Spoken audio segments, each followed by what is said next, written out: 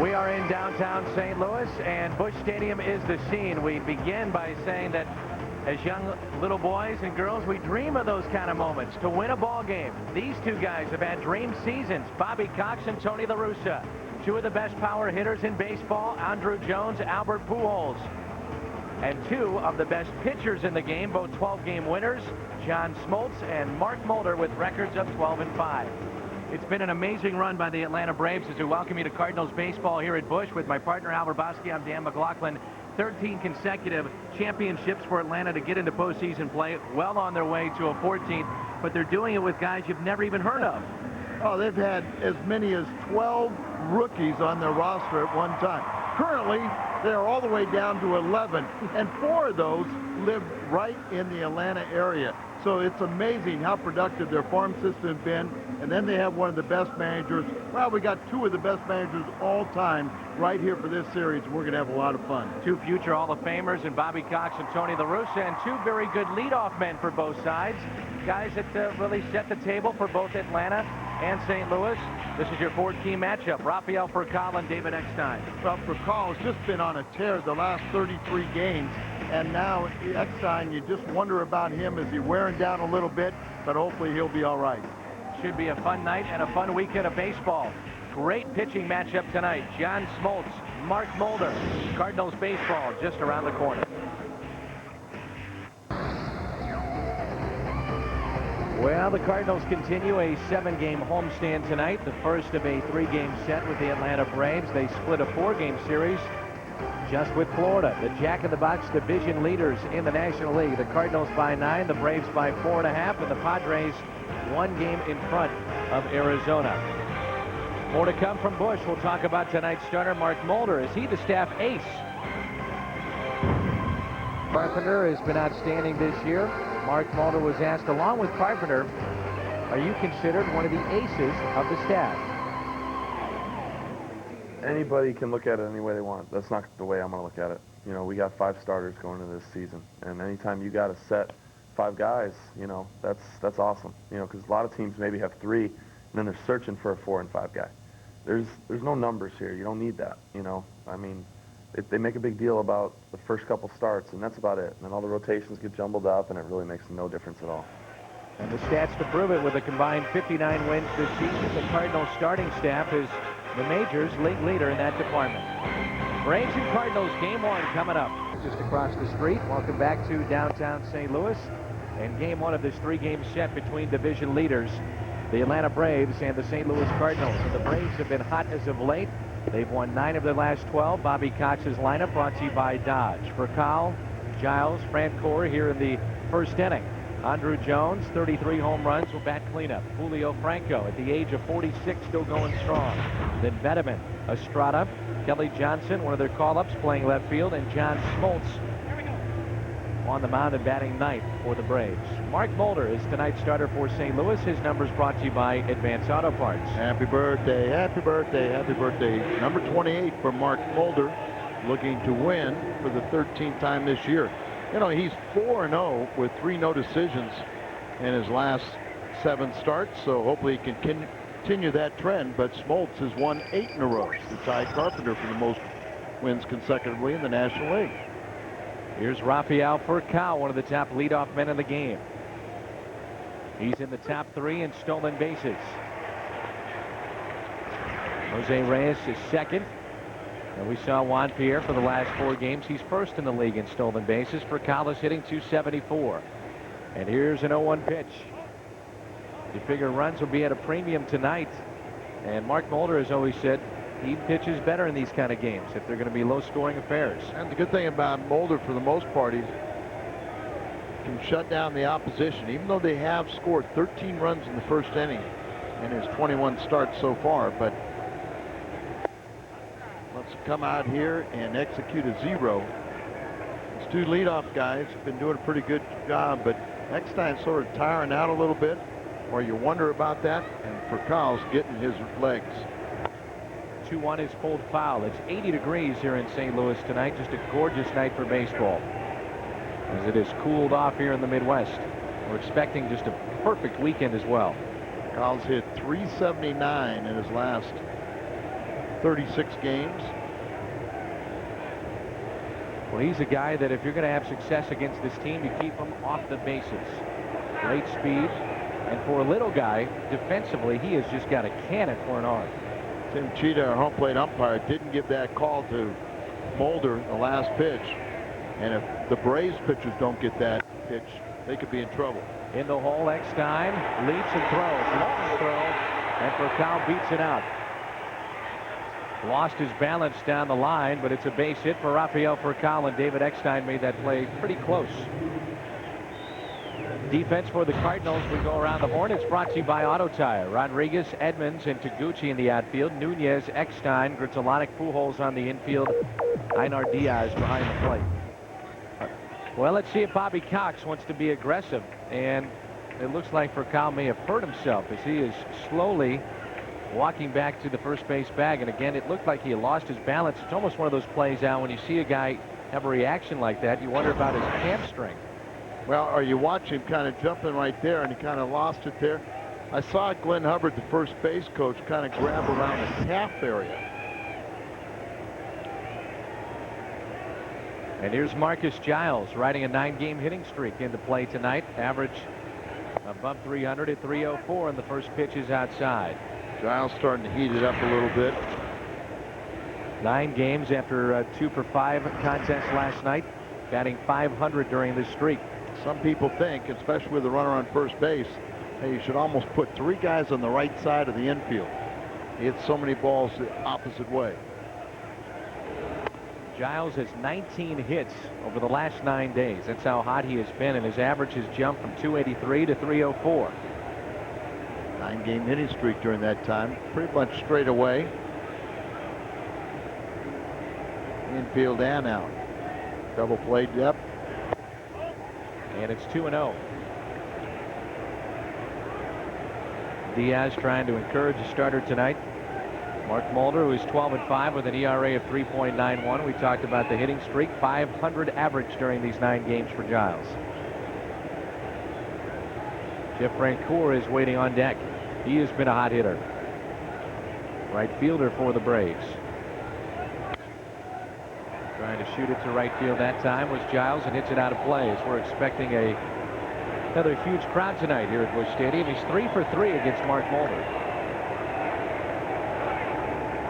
Bobby Cox has just been amazing, Al, when you consider all the turnover that this team has had in their run of 13 consecutive division titles.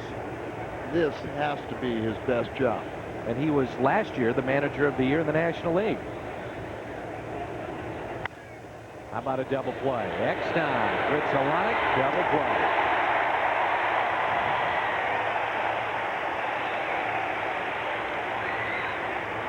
Bobby Cox in his 24th season as a big league skipper, his 20th with the Braves. He was there from 78 to 81, and then back in that dugout from 1990 to the present. Of course, you have the other side, Tony La Russa, at 2,182 wins. Cox at just over 2,000, and they are your active leaders as far as managerial wins. Francoeur rips this into left field. Another extra base hit for him as that one will hop over the wall, and it's a ground rule double. Bobby Cox saying before the game that this young man who just turned 21, standing at second base, can change the game with one swing of the bat. He feels that there aren't many guys that can do that in Major League Baseball, but this guy is one of them. Well, he's a 5-tool player. He's got great talent. He was in Double-A. You said he just turned 21. He's just unbelievable. He was a quarterback from the Atlanta area and turned down a Clemson scholarship offer, and basically said all the teams shied away from him because he said, I'm going to school, or the only team I'll sign with is the Atlanta Braves. So he kind of fell right into their lap. It's amazing that the Braves have made this run this year, and the majority of the players they have called up are from Atlanta or the state of Georgia. 4 of them from Atlanta area proper. And they've had as many as 12. On Sunday, they had 12 rookies. They only have 11 now. People are saying at home, wait a minute. They've got a chance to win their 14th consecutive division title. They're supposed to be having the lower end guys in drafts not finding these players.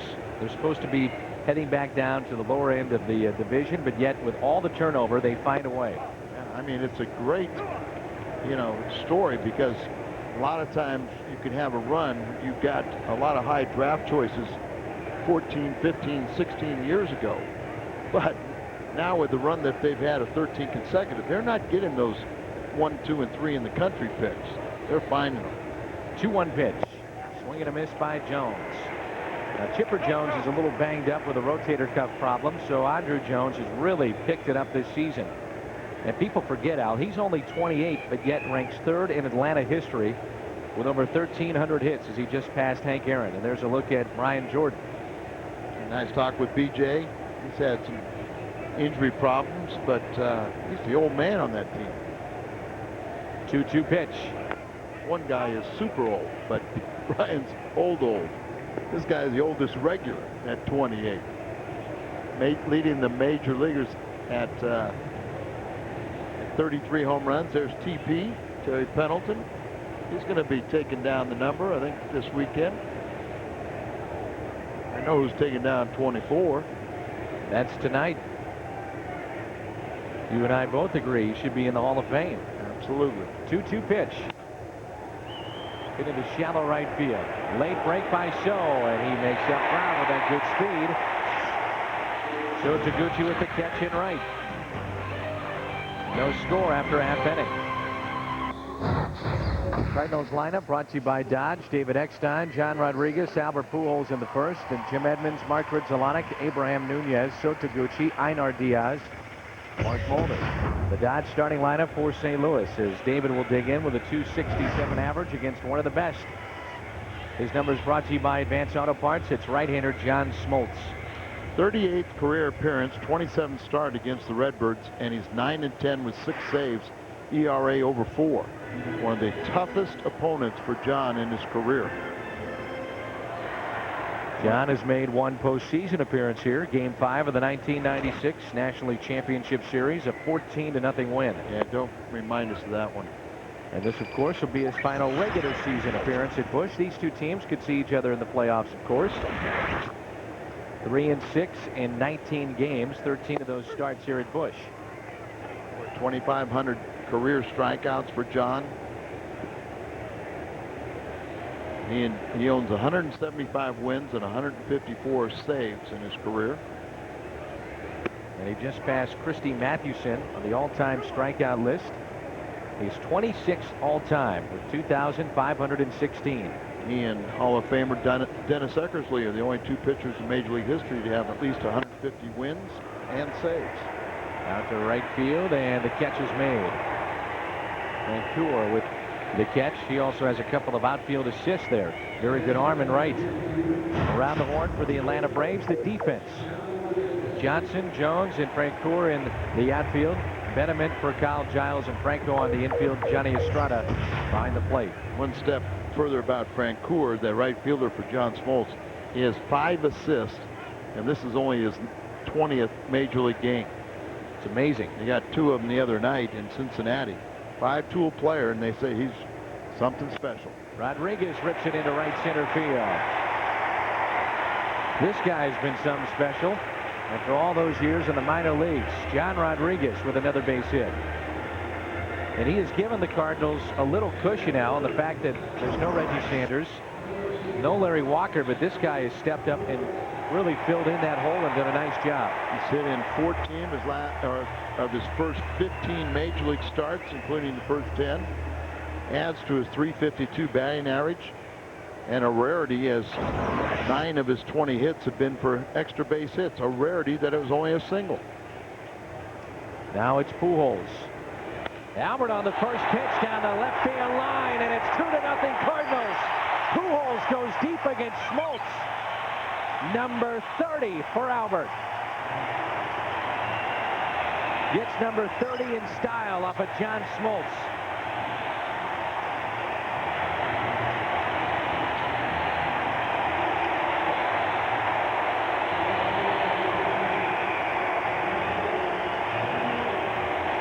This is so important for this Cardinals team to have these matchups against pitchers of this caliber, Hall of Fame caliber. And so jump out early against John Smoltz. 30th home run of the season. So every year he's been in the big leagues, all 5, he's got at least 30 home runs. And he will go over that 100 runs plateau and RBIs and be the only player in Major League history to do that in all 5 seasons. 88 RBIs now. And think about this, his rookie year, 37 home runs, 34 the next year, then 43, 46, and now with 30. So his first 5 seasons, he has had 30 or more home runs. An amazing start to his just amazing career. Backhanded by Franco. Smoltz is covering, and that's the second out. Home run number 30 for Albert Pujols. And it brings in Mark Grudzielanek with 2 down and no runners on. You know, the Cardinals need the challenge of facing these upper echelon pitchers to prepare them for postseason play. And from a pitcher's perspective, Al, let's say the Cardinals would have success against John Smoltz. How much is that in the back of his mind if these 2 teams would hook up in postseason play? Well, I don't think it's going to really bother John Smoltz. He's going to pitch his game either way, but sometimes having a bad game provides the emphasis to concentrate even more to shut him down in postseason. It's a whole new ball game with these caliber of players. The one thing about John Smoltz and all the Atlanta Braves, they don't throw many pitches inside. They live down and away. Usually he has the command and control to get those pitches. If the umpires won't give the pitch down and away, and they can exploit it. Catcher just sets up there every pitch. Little squiver, a swinging bunt. Tough play here. Franco applies the tag to Grudzielanek. And the Cardinals are done here in their half of the first. But Albert Pujols makes history again. 5 years to begin his career with 30 or more home runs. And these fans in St. Louis love it. Pujols has given the Cardinals an early 2-0 lead. Only player in Major League history to hit 30 plus or 30 or more home runs in each of his first 5 seasons. Just an amazing start for Pujols in his career.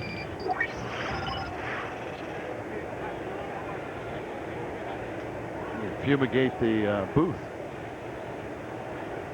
Cat was up here. Pest. Julio Franco, William Benjamin, and Johnny Estrada for the Braves. Julio Franco at the age of 46, hitting .284 with 8 homers and 33 RBIs. How do you do that? Do you know? How do you do that? He has over 2,500 hits in the major leagues and a career 300 average. And if you add his time in professional ball, he's over 3,800 hits. And you put in Mexico, Japan, big leagues, and still going strong. What's interesting to note is that only 47 players in the history of the major leagues have posted a 300 career batting average. And as you mentioned, 2,500 hits. And 40 of those players are in the Hall of Fame. Check out who's not. Pete Rose, Barry Bonds, Roberto Alomar, just to name a few. Picked up his 8th home run on Wednesday night in Cincinnati and a strikeout from Mulder. Couldn't pull the trigger on that pitch. First strikeout of the night for Mulder. This Sunday, it's Coca-Cola and Deerberg's Old School Lunchbox Day for all kids 15 and under with a paid admission. This Retro 10 Lunchbox features Fred Bird and the field at Busch Stadium. Get tickets today by calling the ticket office at 421-2400.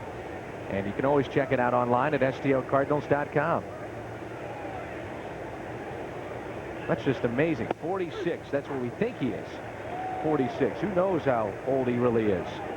I was asking Pat Corrales, who managed him in Cleveland way back when, and I said, "Did you ever think he'd be going this strong?" He goes, "I didn't think he'd live to be 30."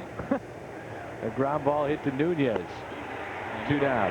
You know, a lot of people, that's a common joke in baseball. A lot of people say that, but Pat Corrales, you see right next to his little puppy, he sat there and he said, "No, I'm serious." You know, he was kind of a free spirit. He was kind of a fun-loving guy.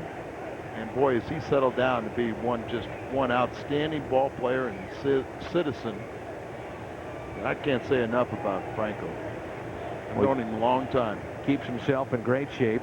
As you mentioned, a career 300 hitter, hitting 284 this year. Why not come back for another season?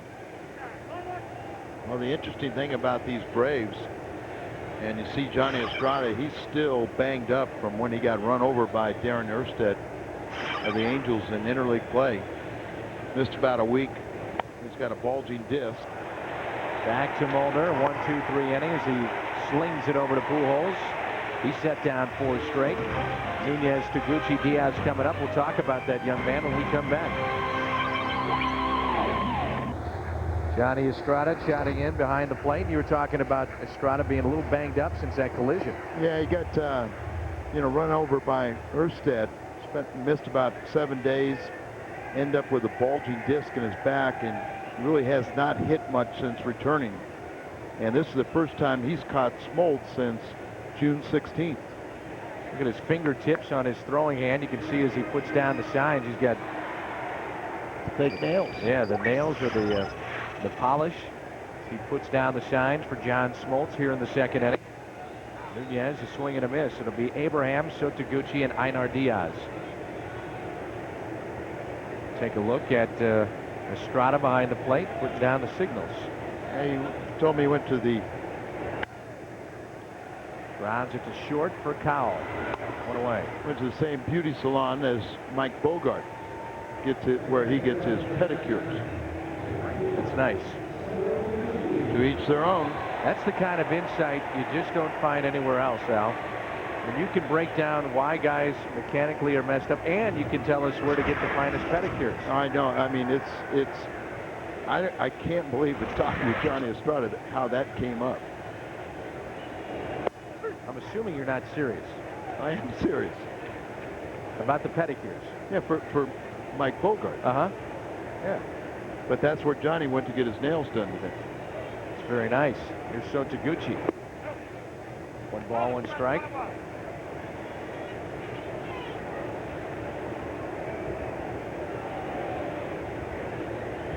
Remember the game he had here? He would have taken the run over by Erstedt anytime over the game he started here.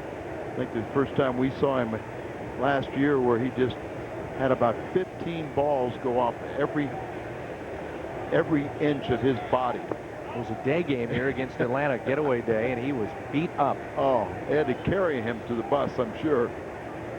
He's a good player, you name it, but every spot in his body had to be black and blue.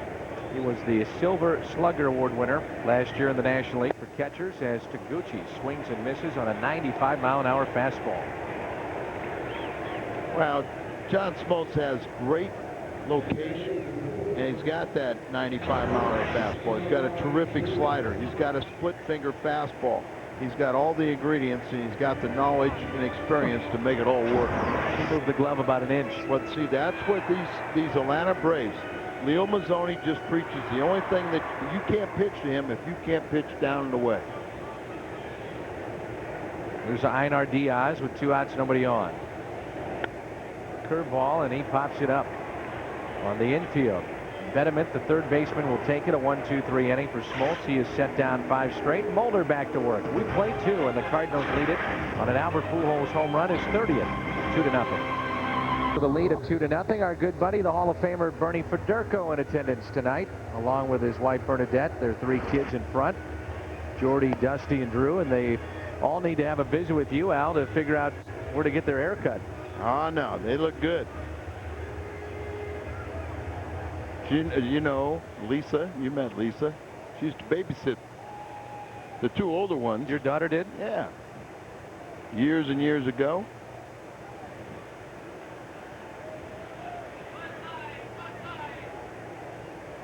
See that he's allowed to enjoy himself. Enjoying a Bud Light down there. The first pitch is swung on and fouled by Kelly Johnson, the left fielder, hitting .229. He's going to be back at work this fall. He better get a haircut.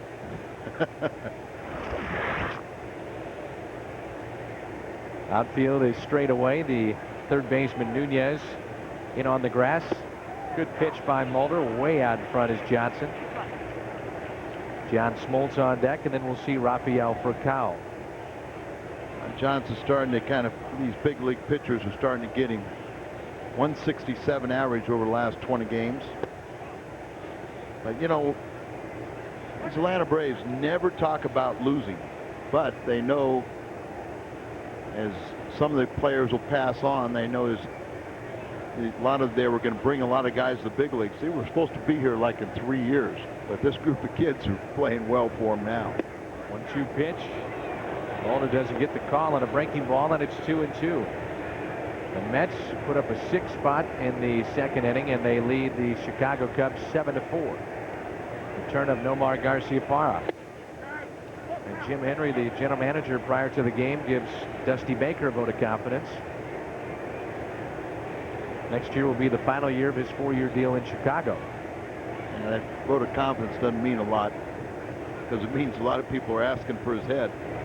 And it's a leadoff walk. Mike Remlinger designated for assignment. You know, there's somebody the Cardinals may have some interest in. Sure.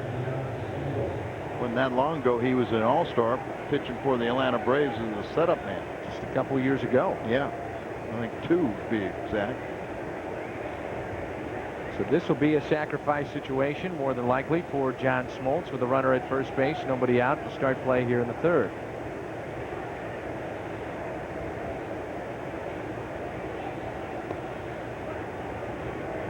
Atlanta comes in with a record of 63-46. Lead their division by 4.5 games over Washington. The Cardinals 68-40. Lead the division by 9 games over Houston. Houston and San Francisco later tonight. That's ball 1. This is the first base runner for Atlanta since back in the first, when they got a double by Frank Core. Mulder had set down 4 straight after the leadoff walk.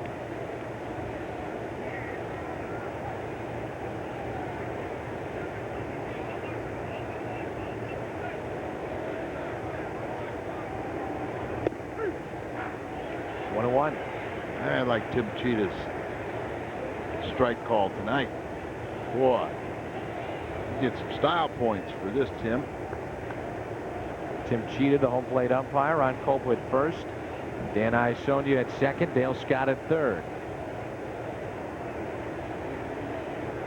Room into left center for Smoltz, but he's going to square and takes the ball. It's 2-1. Pretty good pitch, and John is a pretty good hitter. If they turn him loose. Tim Cheetah went to the same high school as Paul Molitor. All those style points behind home plate, Al. Yeah.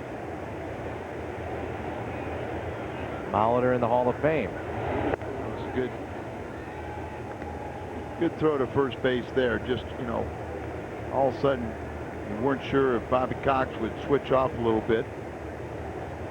A good hitting pitcher, a guy that has the ability to hit down on the ball. Bobby Cox really pretty much by the book. Good sacrifice as Mulder will grab it, spin, and gets the first out to Pujols. Moving up on the play, Kelly Johnson to second. You can email us here in the booth at foxsports.com. The keyword is Cardinals Booth. Log on to foxsports.com on MSN. Sacrifice is good, 1-3. RBI opportunity for Rafael Furcal.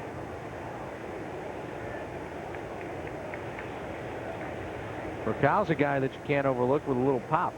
9 home runs from that leadoff spot.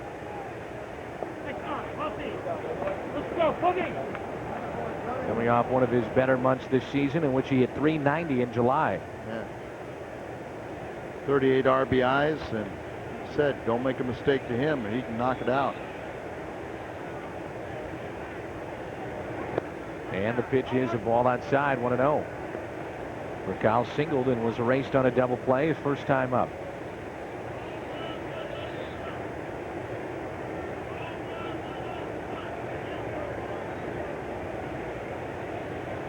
Third baseman has to play in along with Pujols at first. Outfield straight away. And it's hit out to left.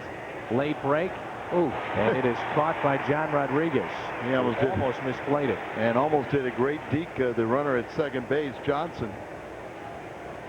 So on the base paths and occasionally in the outfield, it's a little adventurous for John Rodriguez. Watch second base, the runner at second. He's not sure what to do as Rodriguez started to go back on that ball and then had to come in and catch a line drive right in where he started from, the starting blocks. I didn't blame him for not knowing what to do. I wasn't sure he's going to get it. Here's Marcus Giles. A block by Diaz. Giles hit into the 6-4-3 double play his first time up. So the Cubs are trailing their game now 9-4. The Mets add 2 more in the 4th, and it's 9-4 New York. Return of Nomar Garciaparra in that game. Houston later tonight at San Francisco.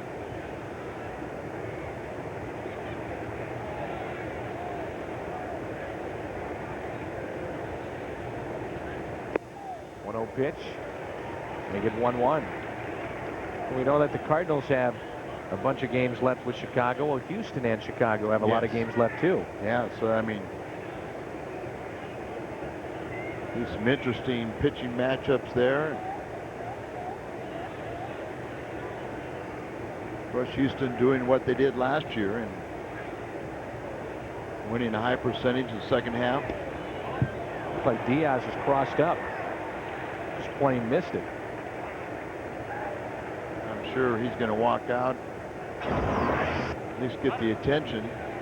Looking for, you know, that ball just sailed so much on him. It goes off his glove, and so maybe just terrific movement on the pitch. He just couldn't handle it. Wondering about Yadier Molina, another X-ray today, and Dr. Paletta will take a look at that later tonight. Paletta or Rick Wright? Dr. Paletta, according to Barry Weinberg. Rick Wright has also been added to the Cardinals medical staff. As Dr. Paletta is going to step down, as he's going to join a private practice, and the Cardinals medical staff is all on Washington University's BJC staff. But they're all interchangeable and conference each other. So the Cardinal players are in very good hands. 3-2 the count on Giles. And we wish Dr. Paletta a great deal of success. He has been an outstanding surgeon.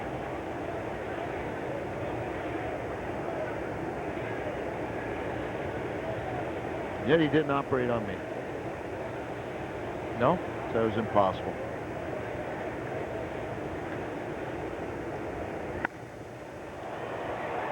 Hit out to center. Edmonds. Braves strand another runner. They have left 2 on tonight. We'll move to the bottom of the 3rd. The Cardinals will have Mulder, Eckstein, and Rodriguez coming up. Don't have a chance to come down to St. Louis to look at what's going on just across the street in the construction of the ballpark. You can see the seats are in, the light fixtures are in.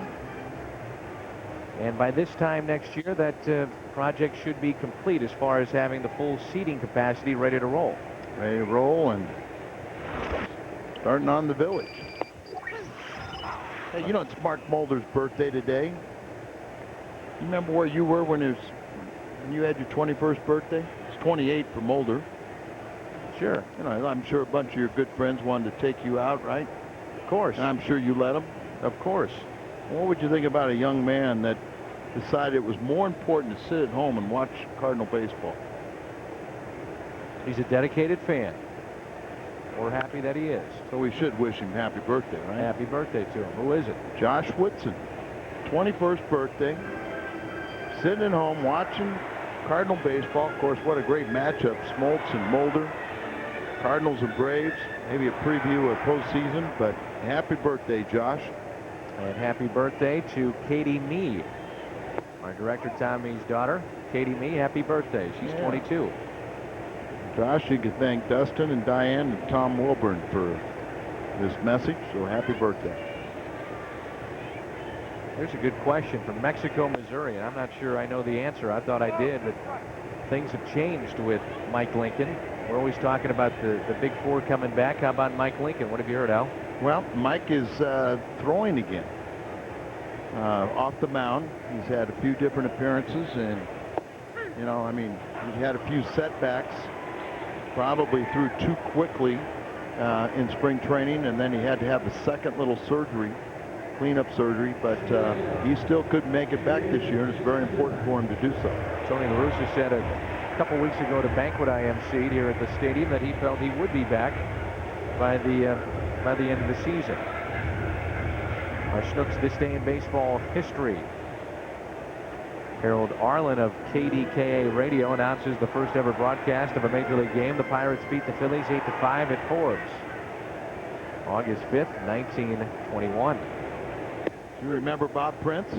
Sure.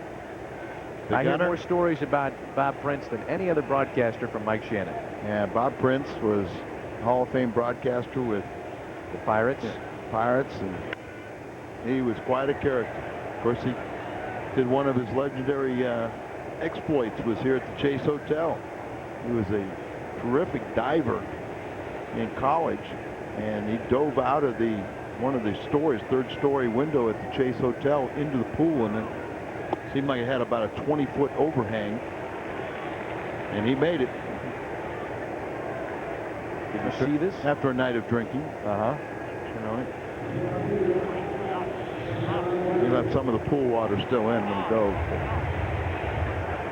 John Rodriguez, he singled and scored on the home run by Pujols back in the first. He was quite a character.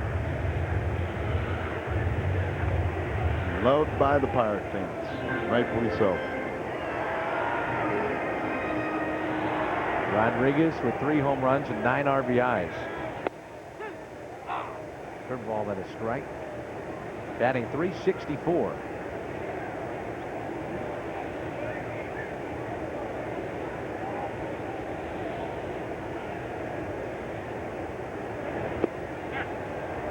Nothing in 2 as Smoltz has really gotten into a little bit of a zone after that home run he allowed to Pujols. Set down the next 7. Not surprising, because a lot of your great pitchers, you aren't going to get many shots, and usually the only one you will get is in the first inning, and if you can get them in, you're all right, but look out after that. A couple splitters. 5 years, 190 home runs for Albert Pujols as he waits on deck. And I know you project some of those numbers, and health obviously stands out, but he is, at his age, got a shot when you think about projecting numbers out to get to Hank Aaron. Long way to go, but still project him out. He's got a shot. Adam Dunn's got a shot. And for the longest time, it was everybody talking about Ken Griffey Jr. Now I guess the next one you think about is obviously Bonds, and then Alex Rodriguez. Yeah, I mean, the thing is health. Yep. Rodriguez into left center field. Andrew Jones, one of the best out there. He'll glide to the track to make that catch. Another 1-2-3 inning for Smoltz. Francoeur, Jones, and Franco coming up. 400, or log on to stlcardinals.com. Mike Helling, our producer. There was a age limit on that, huh? You can't wait to come. The Build-A-Bear Day. Jeff Francoeur has picked up a double his first time up, and he's 1 for 1. He's at .415 average. This is his 20th Major League game. It's a free swinger, and you know he has not walked yet, but he's just crushing the baseball.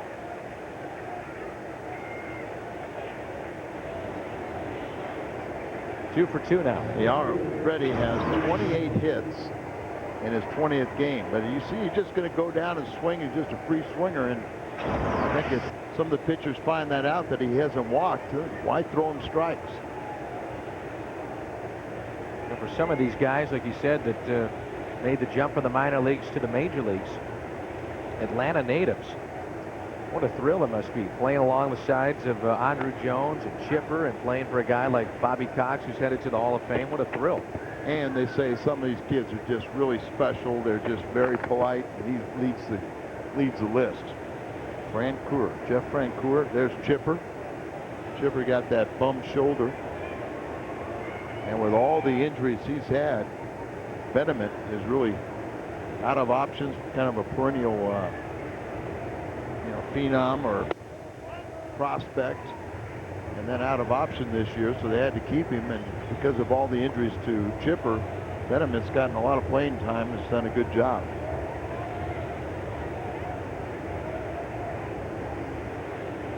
Andrew Jones, 283 career home runs. And he taps this one down to third. Nunez barehanded play. He'll throw to first, not in time. And it's first and second, nobody out. So an infield hit on a swinging bunt for Andrew Jones, and the fourth hit tonight for Atlanta. And appropriate, you talk about how many home runs he has, and then he gets a swinging bunt. Nunez makes a nice attempt, no fault to what he did, but Andrew Jones, the center fielder, who still runs well, picks him up, lays him down from Curacao, speaks 6 or 7 different languages. Now, we always talk about Jim Edmonds. He has won a Gold Glove every year since 2000 with the Cardinals when they got him from Anaheim. But you watch this guy on an everyday basis, Andrew Jones, along with Edmonds. Those two are the two best defensive center fielders in the game. That's right. And Cardinal fans will say Jim's #1 overall, and Braves fans will say it's Andrew. But couldn't go wrong with either one of them. That's why they're both win the award. And you just try and figure out who's going to get the other. Doesn't matter what position, it's 3 outfielders. Julio Franco, swing and a miss. He struck out looking. Back in the second, he's 0 for 1. Julio in his controlled swing. Hey, look at that guy's body at the age of 46. 6'1", 210-pounder. I mean, and he is really turned into a real nice guy.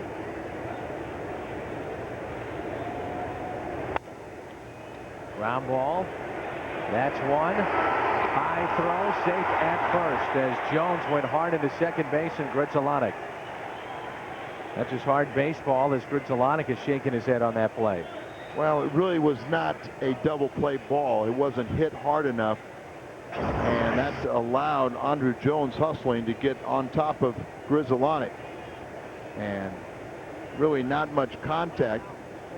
Franco doesn't really run that well, but the pressure there and knowing to try and get out of the way and get your body in position where you're not really going to absorb a tremendous blow, forced the high throw, and Albert went up, tried to tag him as he went by, and also tried to sell it to the umpire. So first and third, not that bad because Mulder can get ground balls. I thought the slide was a clean slide too. Yeah, just hard baseball. I mean, it was just because it was a slowly hit ball, and Jones's speed allowed him to get on top. And I've seen more aggressive base running like that at second base, and that's the way the game should be played.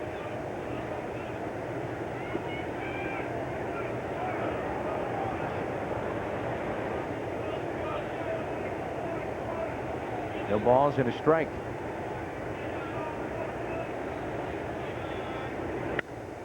Up the middle, he got the ground ball past Mulder. Braves on the board on the RBI by William Betterman, his 15th. And it's 2-1 St. Louis. Mark Mulder usually fields his position very well. I thought he was going to get it. But for some reason, he thought, and it is a pitcher's responsibility to kind of check the defense. But watch him. Does he pull his glove up or saying, wait a minute, I'm not going to take this because my shortstop's going to be right there. So he really thought that Eckstein was going to be playing close up to the bag. He really didn't have any shot at it. But Mulder thought he did, and that's why he tried not to stab at it.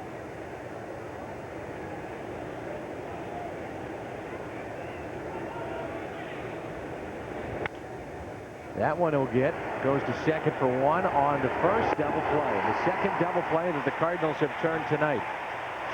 So the Braves strand another runner. They have let 3 on. A double play turned up the middle, and it's 2-1. The Redbirds midway through the 4th. Cardinals turned their second double play to send us to the bottom of the 4th. Albert Pujols has a 2-run home run tonight for the Cardinals. And St. Louis up by the score of 2-1. It'll be Pujols, Edmonds, and Grudzielanek.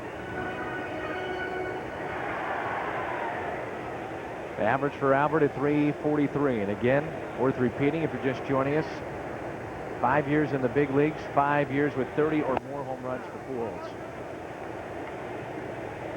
It's amazing. Nobody in Major League history has done that. Flash bulbs popping. This is the most I can remember the flash bulbs popping at any point this year with Pujols at the plate.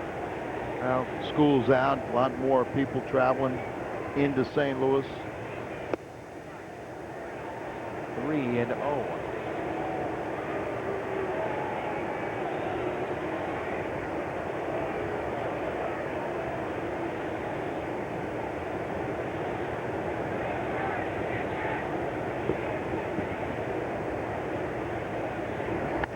Albert off the end of the bat into left center. Taken by Andrew Jones as he calls off Kelly Johnson for the first out. The flash bulbs popping. This is the most I remember this year, Al. Absolutely. As you see, it starts early, but watch it almost right at contact. Everyone trying to find that magic shot of a home run swing. It's all over the ballpark. Now it's Edmonds with 1 out, nobody on. Cardinals leading by the score of 2-1. And Jimmy takes a strike on the outside corner. Edmonds, his first time up, grounded to first. His average at 272, 20 home runs and 65 RBIs. 0-1 pitch. 1-1. We're expecting sold-out crowds tomorrow and again on Sunday. Standing room only. Tickets remain. And the Cardinals will be back against Tuesday the 16th against Arizona. Currently, there's nearly 40,000 seats remaining for those games. After the game on Sunday, we'll head to Milwaukee and then Chicago. You know, there's 42,300 tickets already sold for that Build-A-Bear Workshop Day. Might better get his tickets early as Edmonds jacks one into deep right field. The second Cardinal home run tonight. And it's 3-1 Cardinals. Pujols a 2-run shot. Edmonds goes deep with number 21. And he's 66th RBI. And he just put that run back on the board that the Braves got at the top of the inning. So 21st home run. They try to come in on him, and that ball just up out of the strike zone. But you know, Jim, a high ball hitter, his own admission, there's never been a pitch up that I haven't liked, and he jumped on it. A fly ball hitter, and boy, did he jack that one up in his eyes. Line drive right into the second deck, not far from Mr. Buddy's. Buddy, what was the name? Russ Booty, the immortal Russ Booty seats. That was the fan that went nuts, right? That was the guy that, you know, that even called the home run shot. Caught the ball, the first row. That's up the middle and a base hit for Gritzolanic. And we made a star out of him. So back-to-back hits for the Cardinals.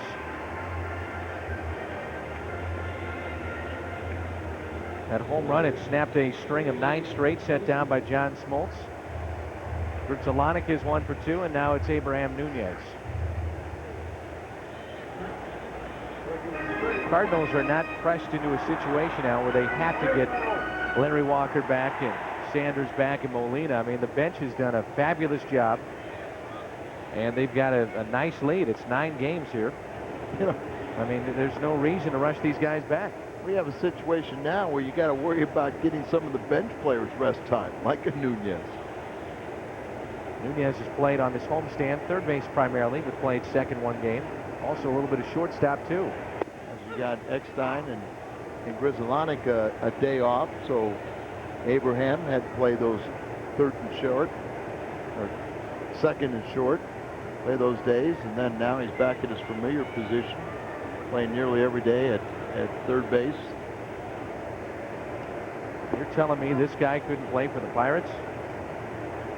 You just shake your head when you consider the fact that he was let go as a bench player by Pittsburgh, and the Cardinals get him, and he makes the team out of spring training. And look up at the scoreboard. He's got a career high in home runs, and he's hitting .311.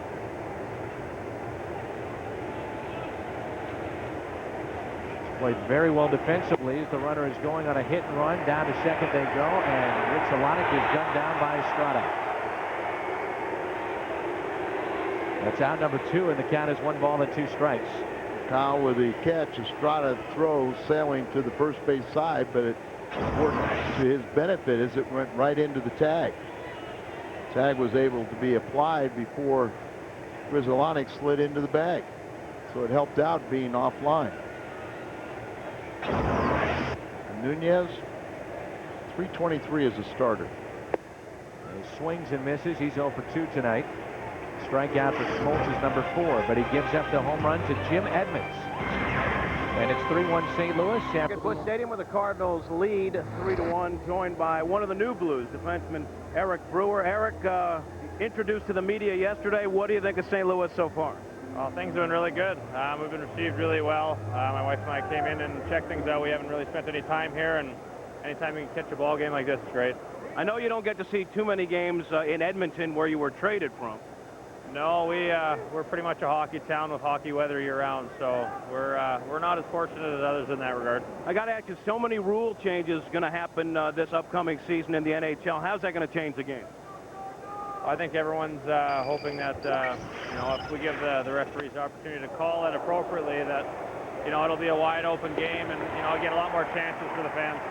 As Nunez makes the play, what do you think the NHL has to do to win back some of the fans? Is that going to be a tough job, do you think, because of the lockout? Well, it's always difficult, and it's always important to keep the fans interested and to make sure that they understand that they're a huge part of the game. And it's important that we address some of their concerns and create some more scoring chances and make the game a little more open. Welcome to St. Louis. Thanks for having me. Guys? All right, Jim, good job.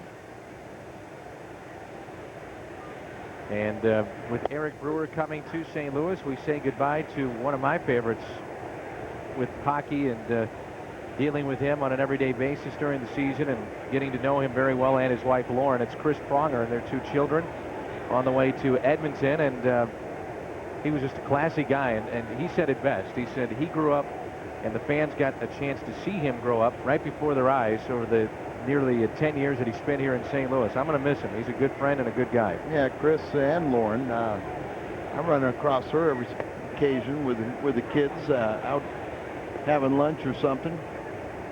She'll just think Edmonton is just like St. Louis, right? Just but downtown Ladue. Of it, yeah. Just downtown Ladue. Now the Blues are getting a very good player in Eric Brewer. He is a guy that played on their Olympic team and Team Canada, so that's not an easy lineup to crack, and he made that team, and the Blues get him here in St. Louis, and we welcome he and his wife to town. A couple young prospects as well, but disappointed to see Chris Pronger go, to say the least. Here's a 3-2 pitch to John Smoltz. Now you say that you run into Lauren Pronger. How uneasy must it have been for Lauren to run into Larry Plow at Starbucks after they traded him. They ran into each other in the chance meeting. And I could honestly say I've never met Lauren at Starbucks.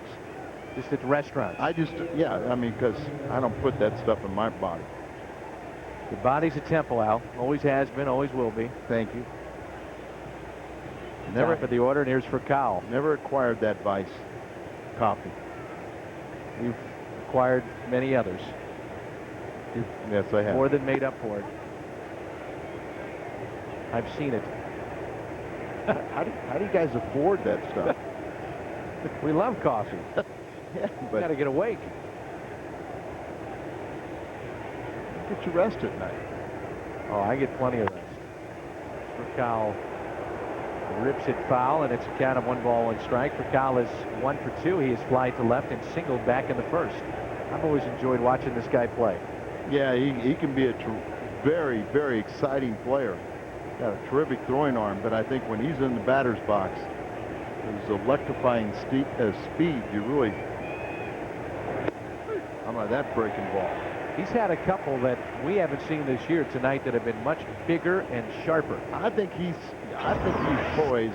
Would you on agree his with that? birthday, yeah. I mean, that's been one of the things. He hadn't had the consistency with his breaking ball this year. Taken by Nunez. Good inning for Mark Mulder. 1-2-3. Cardinals have Taguchi, Diaz, and Mulder coming up the bottom of the order, up 3-1. Let's take a look at tonight's Aflac Trivia question with the Cardinals leading by the score of 3-1. Who did Lou Brock get his 3,000 hit off of? Easy one. Easy one. The Aflac Trivia question. It's amazing when you come to the ballpark how many times you'll run into Bob Gibson or Lou Brock. Ozzie will be here. Stan the Man will pop in. It's one of my disappointments that I was not on the team when Lou got his 3,000 hit. You two have remained very good friends over the years. Well, I think every now and then classy people have to associate with someone like myself to realize why they want to stay the way they are. I think you're a classy guy, Al. I'm going to pay you up for our golf bet today. Is Brought Mike- to Poe from Gateway, which, by the way, does an outstanding job over there. So he's here to the official witness. How many thousands was it? That'll do. This one?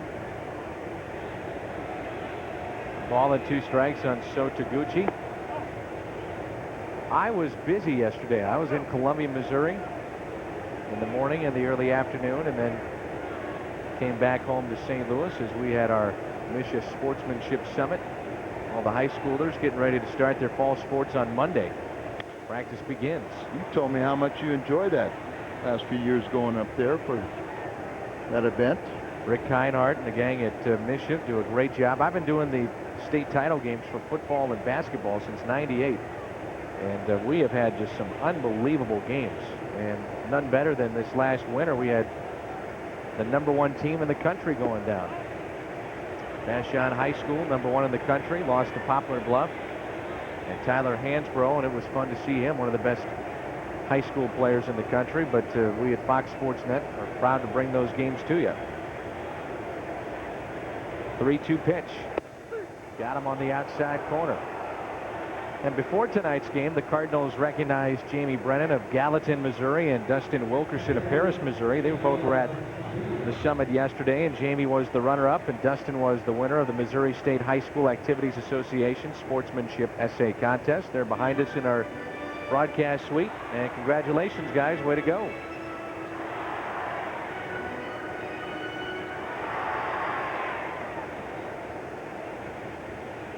Thought for a minute it was Andrew Curtis.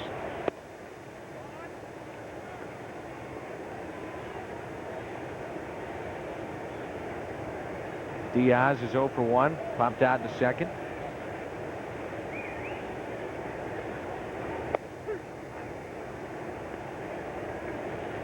Smoltz has struck out 5 on the night. You just watch him kind of like ho-hum. Yep. Fluid and easy towards the plate. Going about his business.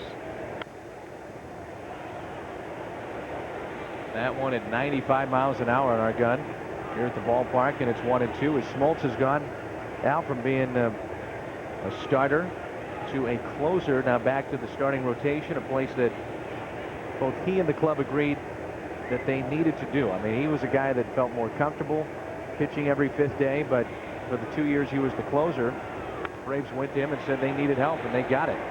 And he turned into one of the most dominant closers for about a good 2-year period.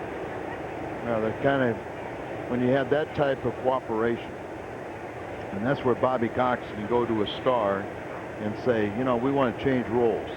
And they'll volunteer because they know it's the best way to help the team. That's when you've got something going in the right direction. 2 down. Aflac trivia question tonight concerning Lou Brock and his 3,000th hit. Who did he hit it off of? A Cubby. Dennis Lamb, August 13th, 1979. Almost knocked him down with a line drive right off his body. Carried him into foul territory for number 3,000. Mulder hits it to third. This should do it for the Cardinals as Betterment will retire Mark. 1-2-3 inning for Smoltz, and we have played 5 here at Busch Stadium. Giles, Ventura, Jones coming up. The one and only Whitey Herzog peeling off number 24. Live look here on that Busch Beer Countdown as he got a standing ovation from the 40,000 plus here at Busch Stadium. Great to see Whitey Herzog here tonight.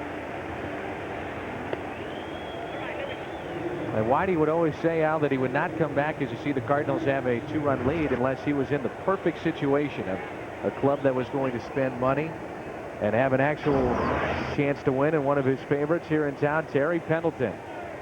Well, and Tony La Russa also applauding Whitey Herzog. The reason the Rat, feels that way is because his last 2 jobs, he had perfect situations. Gussie Busch here in St. Louis, and the Cowboy Gene Autry out with the Angels. And he really had a terrific relationship, just almost like a brother relationship with both of those gentlemen. And and I mean, to me, and you said it earlier, that, and we both feel this way because you said it, that he deserves to be in the Hall of Fame, but I guess he kind of feels that if he won one more time, it would give him instant, or it would be what he needs to get into the Hall of Fame. He has said that, and that's why I'm a little surprised that last few years we have not seen him at least take that one more shot at trying to get there. Well, part of the problem is he's going to want control. And a lot of these young general managers or something like that, they're, Whitey at times can be Whitey. He had an open door policy, but if you walked in there, or if you ever got in a conversation with you and say, Whitey, why am I not playing? You better be ready to hear the truth, because he would be very simple and tell you. Giles grounds it up the middle and past David Eckstein and into center field. Remember we said put 3 guys on the right side? Eckstein kind of playing in the hole, and the long run to his left, he couldn't catch up to it. So some people say you almost put your shortstop back behind second base, and you put your second baseman in the hole in the right side, and you have your first baseman over there. And with that defense, Eckstein would have caught that ball. Brancour will be the hitter. He's doubled, singled, and scored the lone run for the Braves back in the 4th on the RBI by William Betterman. Cardinals with a pair of home runs, a 2-run shot by Pujols, his 30th, and Edmonds a solo shot. See if Mulder can't get this guy out. Well, let's watch and see what they said. He is a free swinger. He has not walked yet in his big league time. So he is in 66 plate appearances. He hasn't walked. So you don't have to throw him a perfect strike. That's pulled foul. There's a better pitch, off the plate, trying to get him to expand his zone. Now you're 0-2. Don't throw him another strike.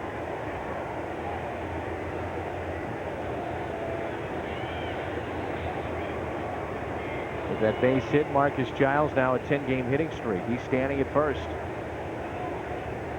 0-2 the count. The Cardinals have turned 2 double plays this evening.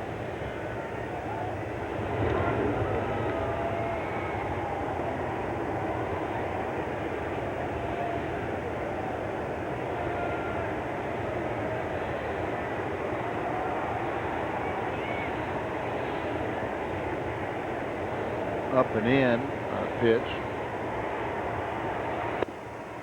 And he strikes him out. I mean, we're up and in, but it was up and away, and free swinger, you get him. Third strikeout for Mulder tonight. Tune in for the next episode of Cardinals Crew. Tomorrow at 5, members of the Cardinals Crew Kids Club will get a chance to ask the players. It'll feature Matt Morris and Reggie Sanders. And for this week's Big League Tip, we turn to pitcher Mark Mulder, tonight's starter. Cardinals crew tomorrow at 5. Hey, you know, it's birthday. The other day, I got to tell Oquendo's twins, your dad did tell me to say happy birthday, and it's my fault I didn't do it. So a belated happy birthday to Oquendo's twins. I think it's Carolyn and Marilyn, if I remember right. That one is off the seats and back into the playing surface here at Busch. Everybody's all right. They're 17 years of age, and because I'm late in doing this, Jose's going to give you brand new cars. Except Jose doesn't know. Because I'm late, Jose will buy each of you, well, make it 2 new cars.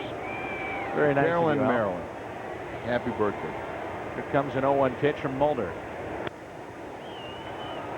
Get out to right field, over to get it, Sotoguchi.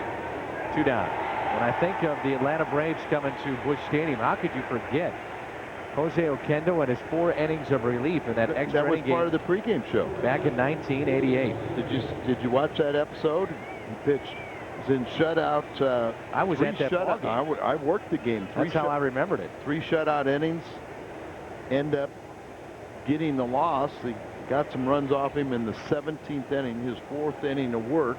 Rick Mailer was the winner. He was a loser. First time a position player in 30, 40 years has gotten a decision. Over 40 years. Over 40 years. Yep. I think it was Rocky Colavito was the last one to do so. Every time I hear that name, I think of Home Run Derby. Remember that show? Sure, that was a great show. I used to show Black and reruns white. of that. I loved it. Mickey Mantle going head-to-head with Hank Aaron. Yeah, they'd have that weekly deal and have a 1 slugger.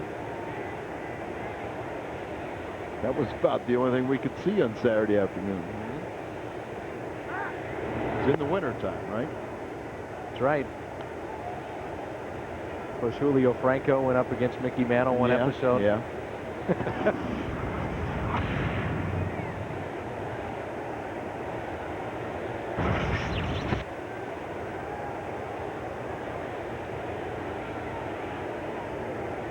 2 outs. Nothing in 1 to count, and a check on the runner. Childs has 15 attempts of steals. Successful 12 times. So reason to pay attention. Franco at one point was a shortstop, second baseman, played the outfield, first base. He came up. You have to go all the way back to when the Cardinals won their last World Series. 1982 he was up playing in the major leagues. Is that something else or what? Hey, then he signed with the Phillies and got traded to Cleveland for Von Hayes. It was 6 for 1. Von Hayes went from Cleveland to Philadelphia. Franco and 5 other players went to Cleveland. Here comes an 0-2 pitch from Mulder. It's kind of like Jim Fregosi. You remember Jim Fregosi? He got traded one time for Nolan Ryan, and then Nolan Ryan pitched like 14 years after that trade and actually pitched for Jim Fregosi. Some that thought that Fregosi would be back managing by this time. His name has surfaced in a couple spots recently. Yep. The best season that Franco had was a .341 year with Texas back in 1991. Came up with Cleveland in '82, or rather with Philadelphia, then went to Cleveland, Texas, the White Sox. He played in Japan one season, Cleveland again, Milwaukee, back to Japan, then to Mexico, played in Korea, back to Mexico, and now with Atlanta.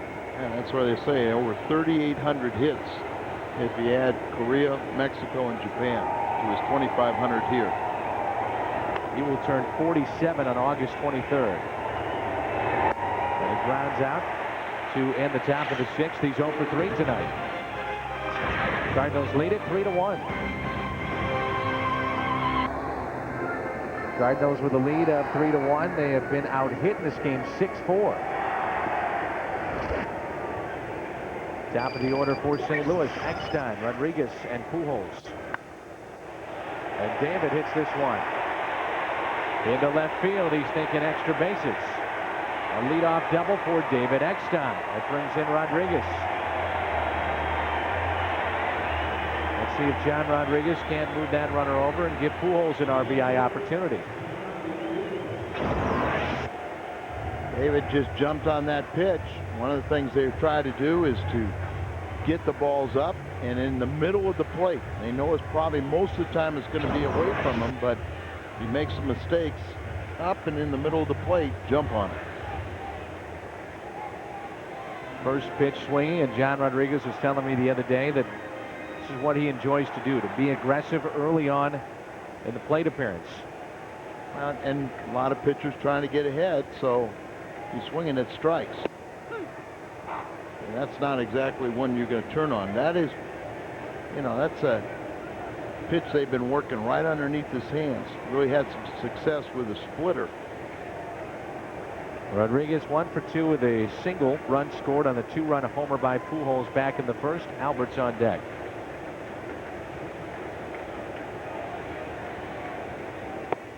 Al, do you think it's harder for a guy like John Smoltz to face a Rodriguez because there's really not a book out on him? Do you think it's harder for these teams to face the Atlanta Braves because they haven't seen these hitters?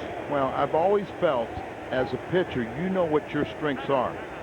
So even if your strength matches up with the strength of the hitter, you're still the percentages you're going to win by pitching your game. So I've always felt that the advantage first time through around is with the pitcher. Remember, a guy, if he's successful 3 times out of 10, he thinks he's a great hitter. Squares the bunt again. That's strike 2. It's 1-2.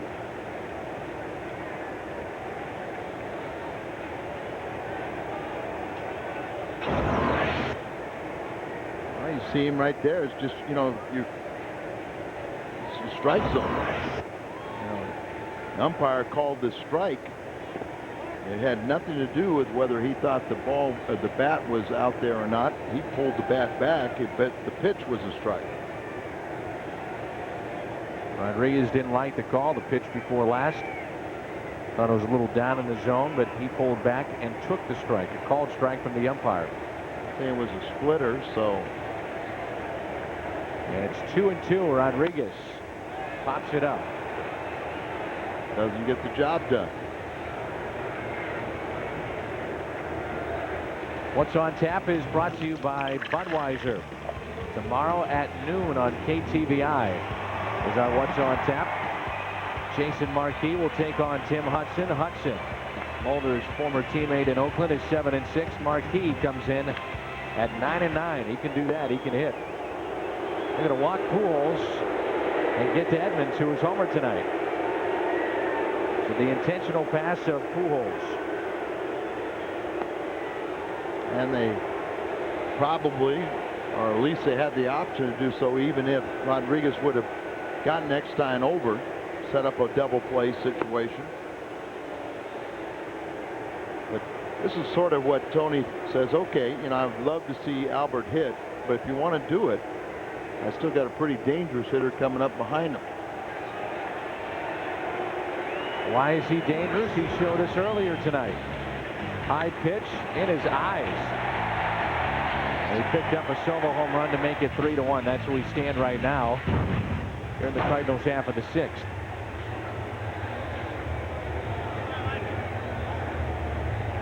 It's always fun to see where players have come from, like we were talking about with Julio Franco. It's one of the great trades in Braves history.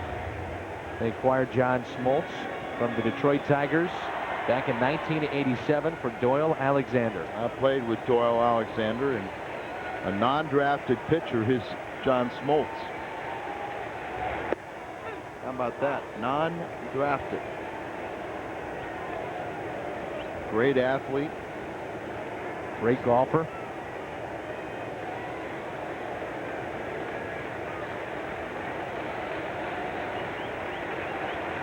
Here comes an 0-1 pitch. And the ball gets away. Runners move up to second and third. That gets Rodriguez off the hook as he could not advance the runner, and Pujols moves to second. David Eckstein, after his leadoff double, moves to third. A little lazy by Estrada, but of course he's had that bad back. But you see, not any weight shift, didn't try to smother and knock that ball down, just tried to stab at it with his glove. Missed his glove and got over his shoulder. The intentional pass of Edmonds. It's a wild pitch that's charged to Smoltz. So with one out, the bases will be loaded for Mark Grudzielanek, and he has a single tonight. Don't let him do that to you, Mark. Cracks me up when people say that and they say, oh, he's going to get him. It's just strategy. And it's up to the execution of the player to see if it works. This copyrighted telecast is presented by authority of the St. Louis Cardinals, LLC, and may not be reproduced or retransmitted in any form. Accounts and descriptions of the game may not be disseminated without the express written consent of the St. Louis Cardinals, LLC. Jim Brower is getting loose, a right-hander in the bullpen for the Braves. Out of the University of Minnesota. Formerly with San Francisco. Grudzielanek does own one grand slam in his career. First pitch to him is popped up behind home plate. Strike one. Mark was caught stealing after his single back in the fourth and grounded out to first. 1 for 2 on the night, averaging .294. He's been swinging a hot bat since the All-Star break. Batteries have been rejuvenated with this stretch run. He's got an 8-game hitting streak working. Bases loaded. 0-1 pitch. Just missing outside. 1-1. Smoltz, you could see that really wanted that call, and it's now 1-1. Remember, they paint the outside with it. Just about all the pitches. Occasionally they'll come inside to keep you honest, but most of the time it's working away.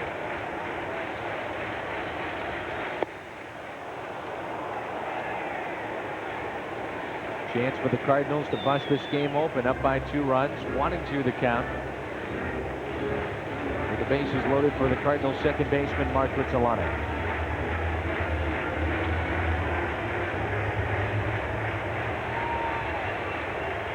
Grudzielanek can be very good going to the opposite field.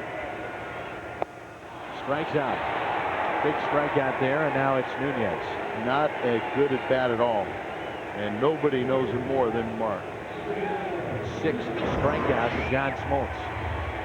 Talking about away, but that's beyond your reach.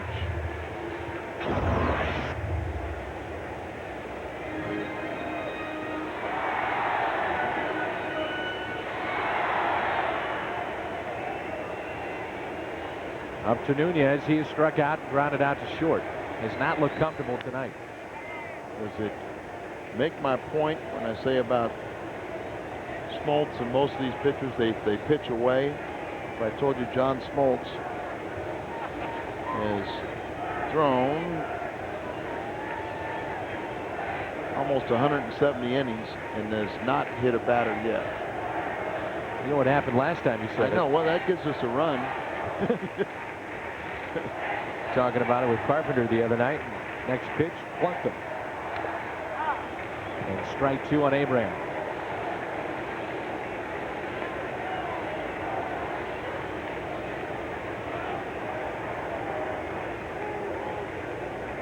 Left fielder is near the line. Look at all that room in left center field. That's how they had Grudzielanek. The right fielder was playing close to the right field line.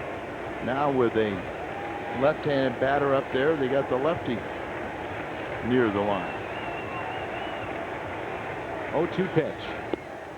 And the ball gets away.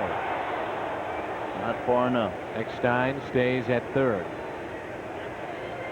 I like the aggressiveness of Pujols. Boy, he was about halfway towards third already. Trying to pick up another base. Trying to pick up another base, but you got to always be conscious of where the lead runner is.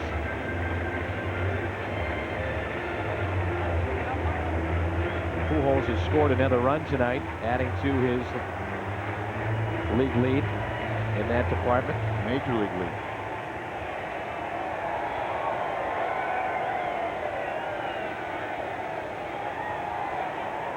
Here comes a 1-2. Nunez stays alive, and a nice play on deck by Sotoguchi, protecting himself as he hit it with his bat. It was bouncing over by So, and he got a piece of it. That batting out of turn.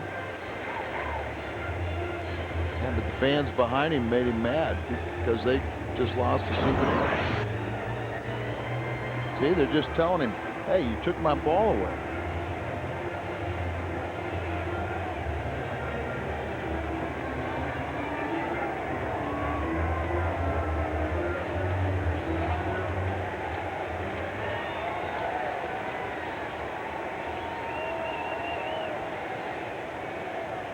Here comes a 1-2. Outside, 2-2. Kind of situation here where the momentum can switch towards Atlanta.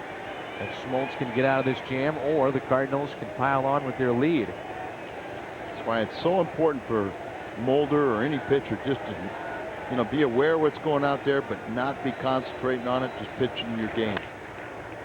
Spoiled again by Abraham. The more pitches you see, the more locked in you hopefully get. Yeah, a lot of times a pitcher makes a mistake of getting emotionally involved in the team's offense.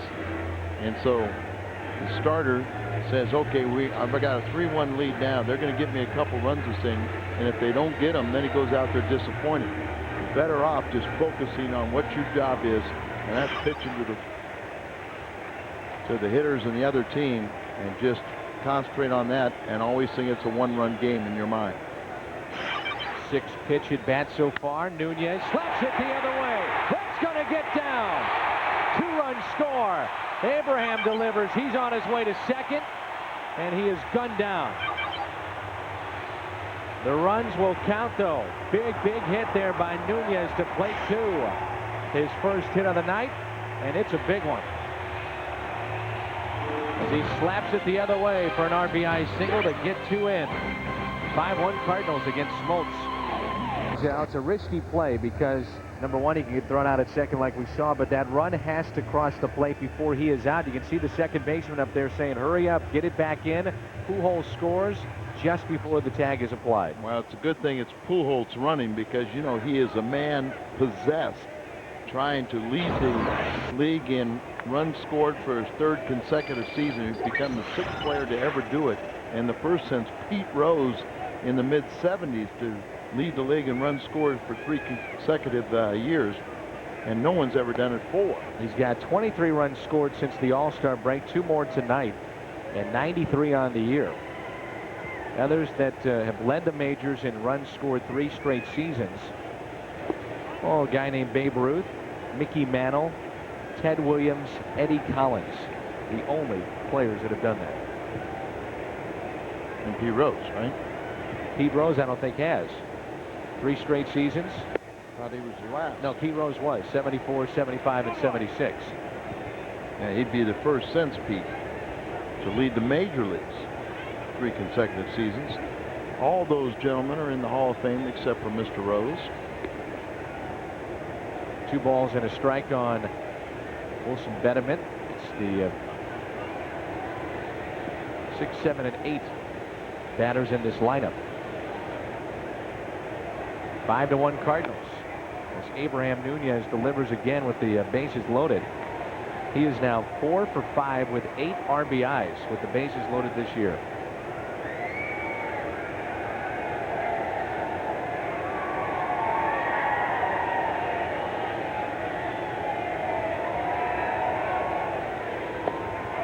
Amazing how some people are still questioning Mulder and wondering how good he is. With 3 no decisions in his last 7 pitcher. Leadoff base hit for Betterman. 2 for 3 tonight. Well, he's got the only RBI for Atlanta. Hardy, Singular Wireless, and the Post-Dispatch are proud to sponsor the All-Busch Stadium team balloting. You have a chance to vote for your favorite Cardinals player at each position who have played at the current Busch Stadium. To vote, log on to stlcardinals.com. Look for the ballot. And the St. Louis Post-Dispatch will text message vote to 7267 on your Singular Wireless phone. A ridiculous statement today. If these Cardinal starters other than Carpenter aren't good enough for postseason play, so we should bring up Wainwright and Reyes to pitch. 2 guys that have never pitched in the big leagues, and they're going to replace these guys that have been winning consistently for several years. Cardinals have turned 2 double plays tonight. Carpenter they like. Could be a Cy Young Award winner. Carpenter they like, but you know, Mulder's not good enough. Moore's not good enough. And I note again a ridiculous spot. Heard from Mark Mulder as we started the game saying that there's really not an ace on this starting 5, but collectively they challenge each other. Absolutely, they bond together. They have a great friendship. They have friendly competition. They compete against each other in an effort to help each other. They all sit there and talk and discuss baseball, try and become better. You'd like to think the next time that Marquis starts, he will get that victory, and then the first team in baseball with all 5 starters in double figures. They're the only team in baseball now with 4. Runner at first base is Betterman. Count of 1 ball, 2 strikes. Hit high in the air to the opposite way, backing up Sotaguchi in front of the track. Makes the catch for out number 1. We get an email from Walt, who says he watches all the games and wants to know about Mark Mulder's pitching mechanics. He says it looks like he's always throwing across his body. How do you perceive how Mulder throws, Al? You tell me what left-hander doesn't throw across his body. What left-hander doesn't appear that they throw across their body. But I'm not going to tell a guy that, you know, has had the success that he's had. Now, the one thing he's had a little trouble with, and I think today this may be one of the better outings he's had, because his breaking ball's been better. He throws from the third base side of the rubber. That allows him to get in on the right-handers a little better. But he has held left-handers to less than 200 average. His breaking ball at times hasn't been sharp, and this is what, you know, you can see his landing leg goes out there. So it is a little bit across his body, but that is nowhere as exaggerated as most lefties.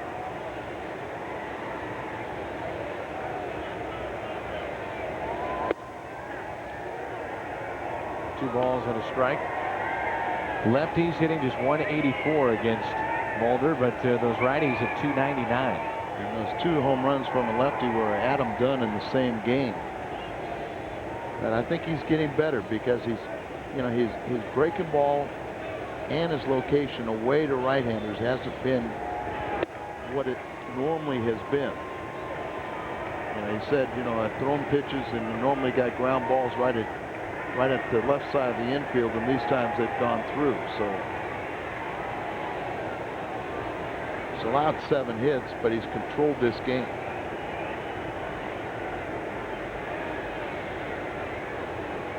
The 3-1 pitch. Strike on the outside corner. And he's had his best games. He gets ground balls, and some of them will go through, like tonight. But he has that fastball. It's not, you know, I think a lot of people thought he threw a lot harder, but he keeps things at the low end of the sinker, the splitter, the breaking ball. That's pulled foul. Glenn Hubbard keep alive down there at first base. Well, it's a good thing he had a low center of gravity. Didn't have to jump high. Middle Hubby.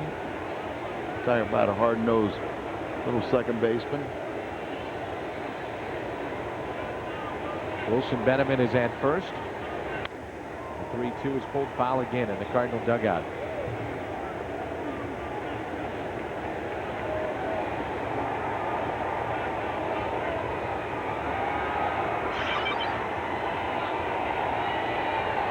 Five pitches, almost a 2-to-1 strike to walk ratio, or all ratio.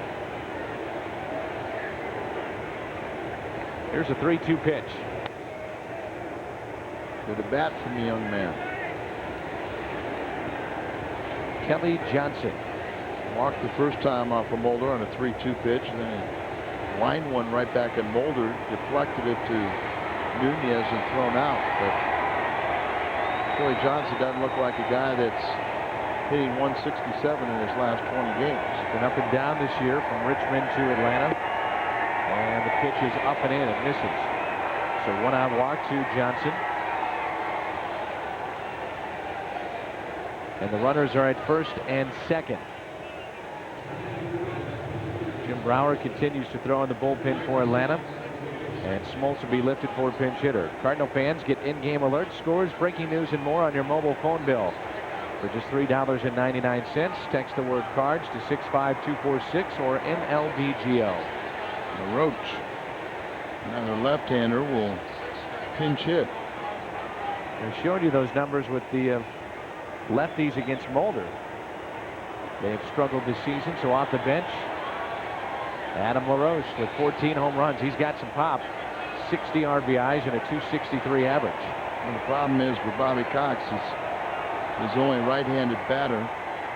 He's Eddie Perez. He does have Chipper Jones, a switch hitter, but he's banged up. He's got the bad shoulder, so you wouldn't think that it would be that good for him to swing. First pitch, a strike. 6 hits, 5 runs allowed by Smoltz in his 6 innings of work. With 2 intentional walks that he handed out, gave up 2 home runs to Pujols and Edmonds, and he struck out 6 on the night.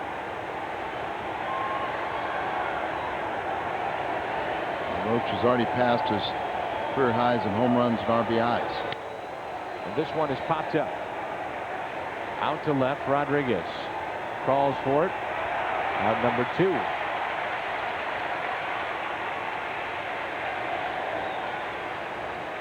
Top of the order, Rafael Furcal. Chipper Jones, one of the great switch hitters in baseball. But this has been a tough season for him. I mean, Bobby Cox was saying before the game, it's almost as if Chipper Jones he hasn't been around because of all the injuries that he's had. Yeah, he's leg injury, shoulder injury now. We both saw that play the other day when he dove for a ball playing third base and strained his rotator cuff. First met him at the Sally League All-Star game. Furcal with a fair ball, a race to the bag, and stepping on it, Nunez. A sold-out crowd will stretch midway through the 7th. Cardinals on top by 4 runs. Area Hyundai dealer. So Taguchi has had a big home run on this homestand. Pinch hit, 3-run shot. New pitcher in for the Braves, Jim Brower. He was acquired by the Braves after being released by San Francisco on June 13th. For the Giants, he was 2-1 with a save, 5 holes, and a 6.53 ERA. And he's pitching for the 23rd time for. So Taguchi, deep left field. Thank you very much. You got a winner. Dave Danielson says thank you, so. He is your winner in the Hyundai Long Drive Inning Sweepstakes. Right there, Cardinal fan giving that ball to his son after So's 2nd home run this week. The great pinch hitting effort, the 3-run home run. And now he jumps on his 7th home run of the season and his 30th RBI. Pitch inside, and all of a sudden now So's starting to turn on that pitch and hit it with authority. Look at the follow through. Bam. Who would have thunk it? Who would have thunk it 4 years ago? I'll never forget. You and I were doing the game against the Seattle Mariners, and So Taguchi was called up for regular season play. And obviously the Japanese media were excited because of Ichiro, and then So Taguchi gets called up. And it was like watching a guy that was playing Little League Baseball and get called up to the majors. I mean, he had absolutely no shot whatsoever at the plate. None. It looked like no bat speed, just kind of looked like feeling for the ball. But how about on the current homestand, 5 games, just 6 hits, but they've been a couple big ones and a 375 average. This one is popped up on the infield and taken by Giles. So Taguchi has made this a 6-1 Cardinals lead. 3 home runs for the Cardinals tonight. Fox Saturday Baseball game of the week. The Braves trying to keep pace atop the National League East as they take on the NL Central leading Cardinals. Possible playoff preview coverage begins at noon on Fox. The Braves at St. Louis, and here at Busch Stadium tomorrow, the Cubs also at New York. Cardinals win this game as Mabry now will hit for Mulder. Cubbies, who lost today, will fall 15 games back.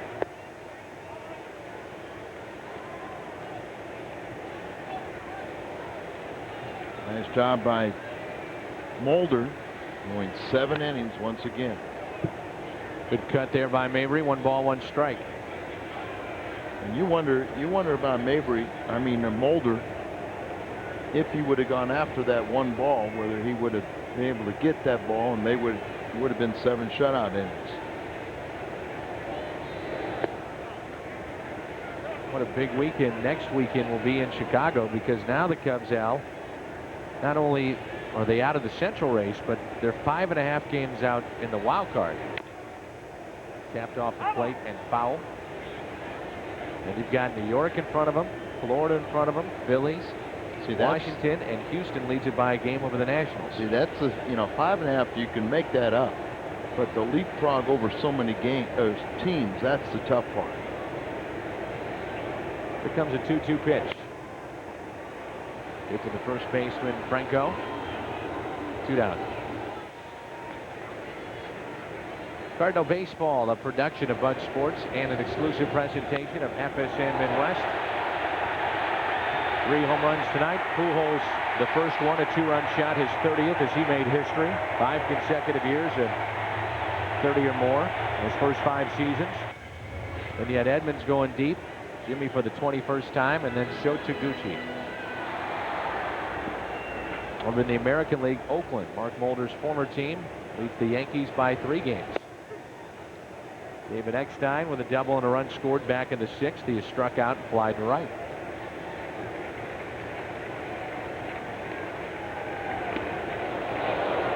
And he's hit with the pitch.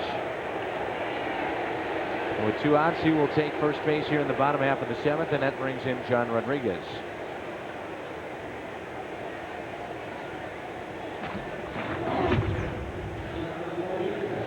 So while David Eckstein has not been picking up the base hits at the clip that we saw him earlier this year, he still gets on base, finding a way, hit by pitches or the walks, as his on base percentage is above 350. Yeah, that's the key. As long as he's being a table setter, he's doing his job. First pitch to Rodriguez, breaking ball and a strike. John singled and scored on Pujols' homer in the 1st. Fly to center and popped out to short.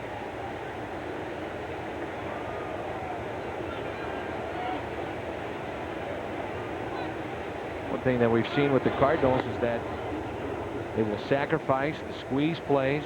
Tony La Russa will try to manufacture runs with the hit and run, but this is a team that really doesn't steal many bases at all. Well, they have a 2-to-1, a little better than 2-to-1 success ratio stealing bases. Rodriguez high in the air to right field. This should do it, and it does.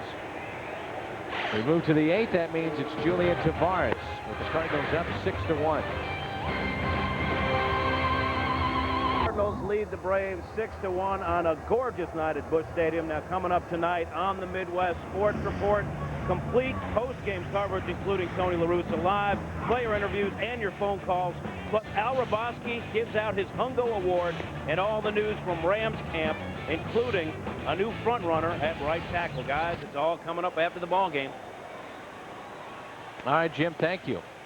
Before we get to Tavares, you see the young man right here in the blue t-shirt. Can't see right now, but it says Duke. Because Luke, after you picked up your winnings from our golf match today, he's going to Duke. You can afford to send him to Duke. There it is. Instead of going to that Fullerton Junior College, he gets to go to Duke. Thank you, Al. Yeah, appreciate that. Tavares appearing for the 51st time. And the big thing about him is his holds, how he's come into games like this and just done the job, get the ball to Isringhausen in the 9th, or maybe somebody else. hopefully it's still not a safe situation. Had a little hiccup there for a while where he wasn't real happy with how he was pitching, but it settled back in the last time. 24 holds on the season. Second in the National League. He's allowed just 3 of 25 inherited runners to score. That's first in the National League. Nobody on here. First pitch misses inside to Marcus Giles. That's a good bite on that ball. Is running in. Giles wouldn't offer.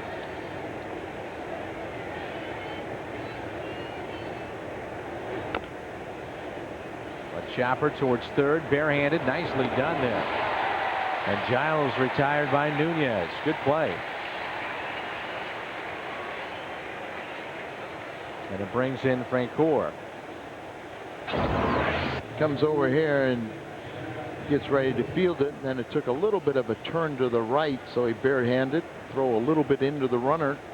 And Pujols is very aware of that runner coming down the line, but you know, he holds his ground, and then as soon as he catches it, he'll turn his body, so if he does have a collision, it'll be in his back and not wrist or arm get injured. And then Julian turns into a catcher on the mound. Oh yeah, he's a great spectator and supporter. He's an athletic supporter on the mound.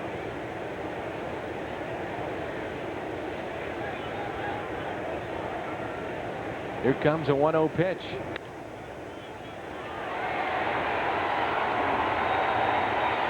Supported himself that time. 2 down. Cardinals baseball on FSN Midwest is brought to you by Bud Light. Great taste for your great times. And by GMC. See your professional grade Missouri, Illinois GMC dealers today. Let's see this at bat, as the arch looks great when it's lit up.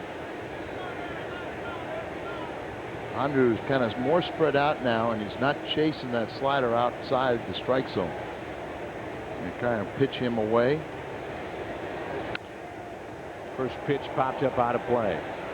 The Atlanta Braves, after this series here in St. Louis, can really make a statement down the stretch, as they've got a nice long homestand coming up. They'll have San Francisco, Arizona, Los Angeles, and San Diego. All 4 teams coming to Atlanta. You see what their record is at home under Bobby Cox? They have the same amount of wins as St. Louis at home, but 7 fewer losses.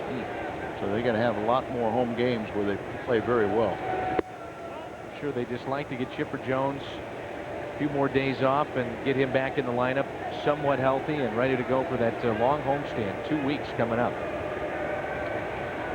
Crowd of 47,838 tonight. Another sold-out crowd on this Friday night. Ouch. Ouch. Yeah, as soon as you talk about an injury.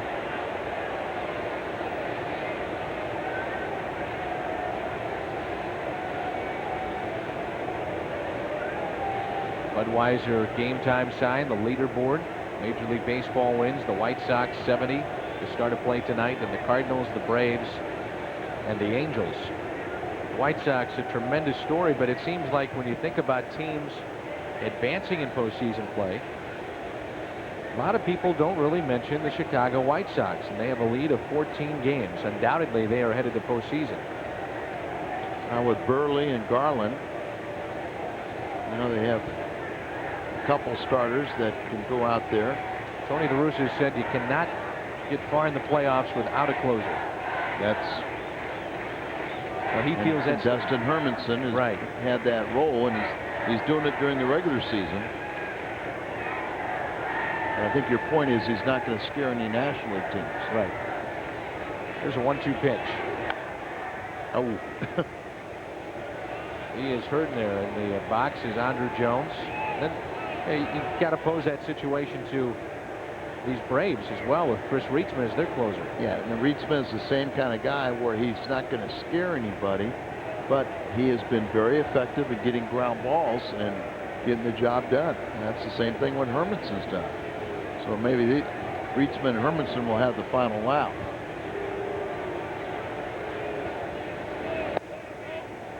And now that's adding injury to insult there. Going back insult inside. Yeah, well, and dropping down, you know, give him another pitch where he can foul it off his foot again.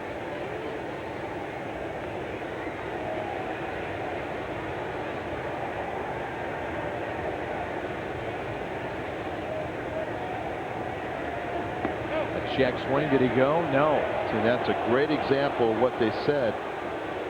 Andruw Jones not chasing that slider off the plate. Alfie's only 28. It seems like he's been around for 15 years. He has been. He started really young. You know, 96 when they won their world championship. Andruw Jones, 33 home runs, lead the National League. he's a 19-year-old.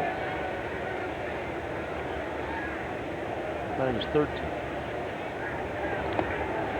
Diaz couldn't hold on. A foul tip by Jones. It was really all put together this year with the 82 RBIs, the 33 home runs, Gold Glove defense. And so many times I think he's misunderstood because he glides to balls. And it's not a lack of hustle. And Bobby Cox is the first one to tell you that too. Well, it makes it look so easy. People say he's not trying. That's a gift. Nothing falls in. What are they complaining about? Comes a 3-2 pitch again to Andruw Jones. Ouch. And got him again.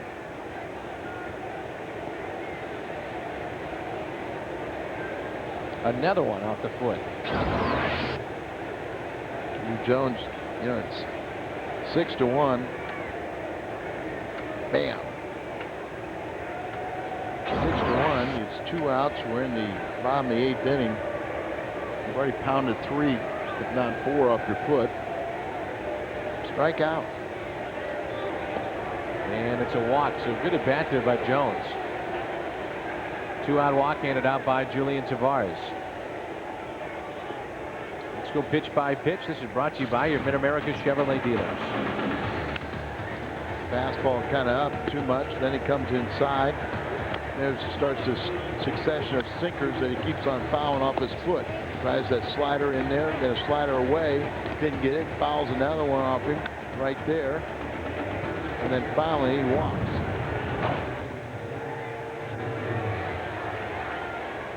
And get him out of there. Thank you. Let me get some ice.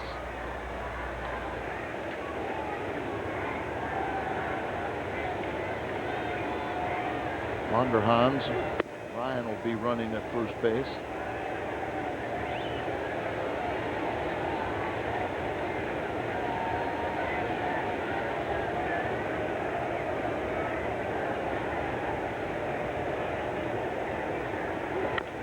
Franco pounds it towards the left side. Barehanded by Nunez. Nowhere to go. Base hit for Franco. And he's 1 for 4. And it's first and second.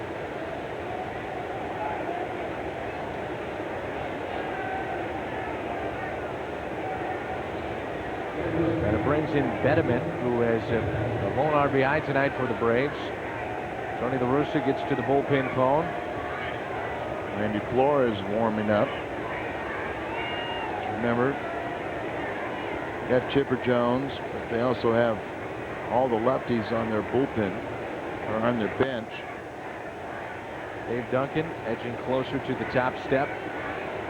The Cardinals dugout. Letting Flores get loose. This very well could be it for Tavares.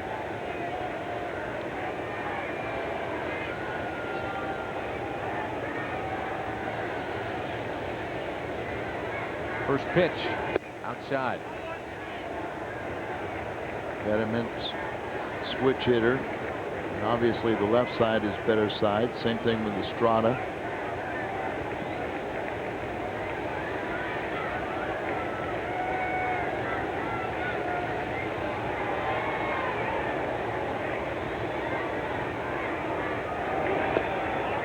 Nowhere close on that pitch, and it's 2-0, and this crowd a little bit restless.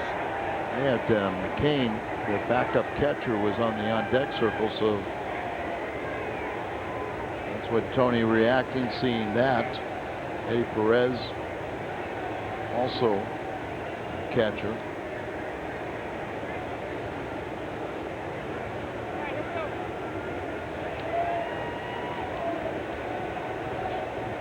Tavares is a free agent to be, and he's indicated that, well, he'd love to come back and pitch for Tony La Russa and Dave Duncan. He loves these fans. The red zone disabled us. Sorry about that.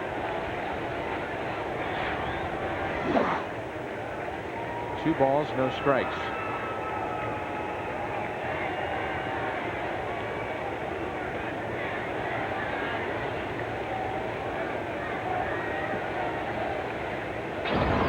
Leo Franco practicing over there at first base.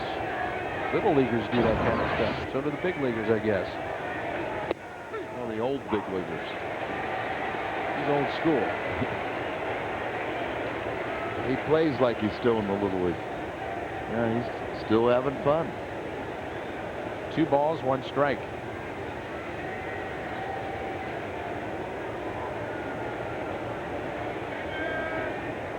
Wilson Benjamin hitting .305. Takes strike 2. 2-2. Tavares may have gotten a gift there.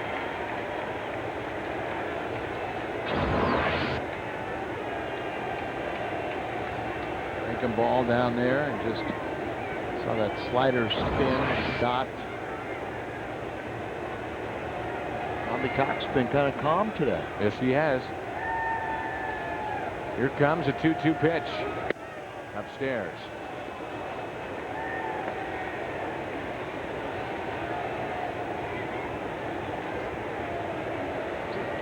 Last pitch for Tavares tonight is about to come. Unless it's foul ball.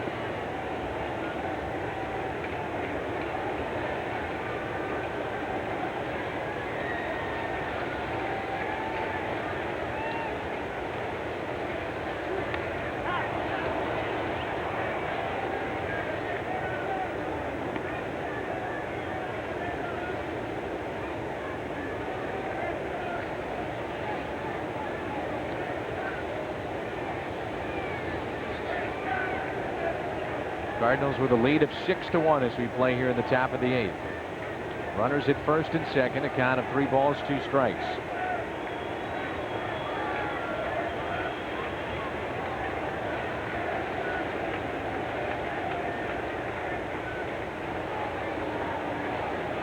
Well, last night the big problem for Jeff Suppan was 2-out base hit RBIs. Difference in the game. 9 of his 10 hits he allowed came with 2 outs.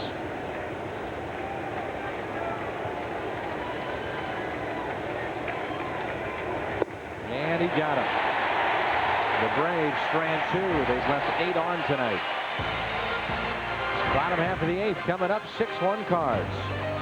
Look at the Hardy's hot pitch of the game. It was 3-2 pitch, 2 runners running, and Benjamin right over the top on the off-speed pitch.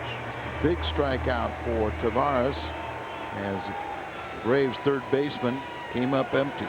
Big pitch, hot pitch from Hardy's. Pujols would dig in. 2 runs scored tonight for Albert. Wide to center as well, intentionally passed. Came around to score back in the 6th on the slap hit by Nunez. Really, that was one of the big hits tonight. There's McBride, the left-hander, in for the Atlanta Braves. Fastball, curve, slider. They have some clubhouse names for him. Some of his teammates call him something. Other people call him a white Ray King. Pujols swings and misses, 1-2. And the one thing that Bobby Cox likes about a lot of his young relievers is they kind of go right at you, you know, kind of just no nonsense, just kind of just right in your face.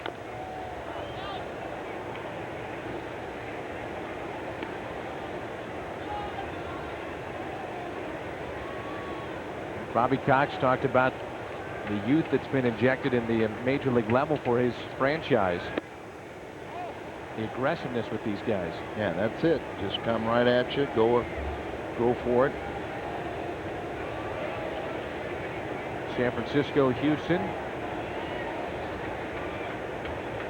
Playing a little later tonight, along with Colorado and Arizona. Milwaukee beat the Phillies 3-1. San Diego over Washington 6-5. New York beat Chicago 9-5. This kid was in Double-A at the beginning of the season, progressed to Triple-A. And it's a leadoff walk to Albert Pujols. Florida over Cincinnati 5-1. Los Angeles over Pittsburgh 12-6. Leadoff walk to Albert, and it brings in Edmonds. And Sheets beating Philadelphia. That puts a damper, and interesting when wild card implications. San Diego beat Washington, so that has playoff complications. McBride really fooled Edmonds on that off-speed pitch.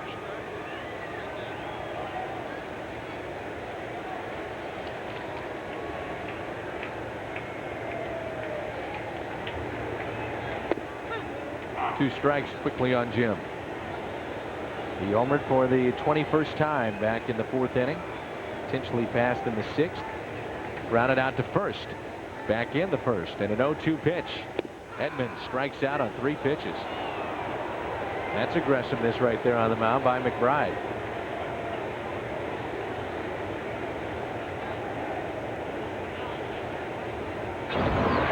Let's take a look at this one, just firing across the body. Jimmy screaming that he couldn't pull the trigger. Another left-hander throws across his body. What about that? Huh? There it is again, huh? Here's Grzelcyk with 1 out. Fastball and a strike. Remember, most of the time these guys will throw the fastballs down and away.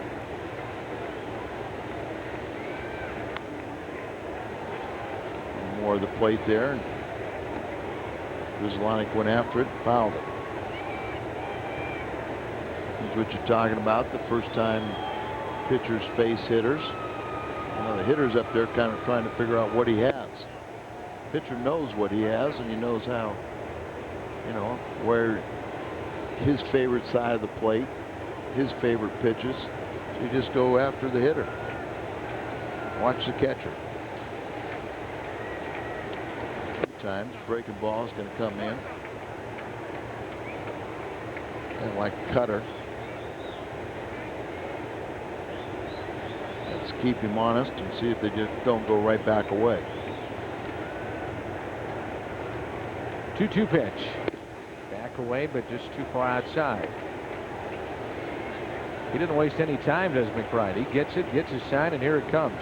And for a young pitcher, he's doing the right thing now. He's got a full count, kind of lost his location on that pitch, so he took a little more time, take a little walk, and kind of refocus in his mind. Back away. Spoiled by Mark.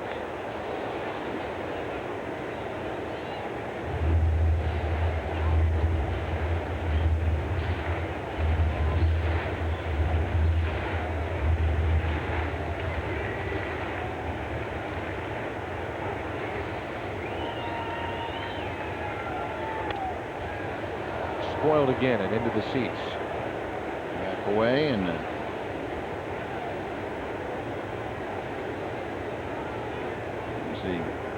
#1 draft pick. First round for the Braves, 24th overall.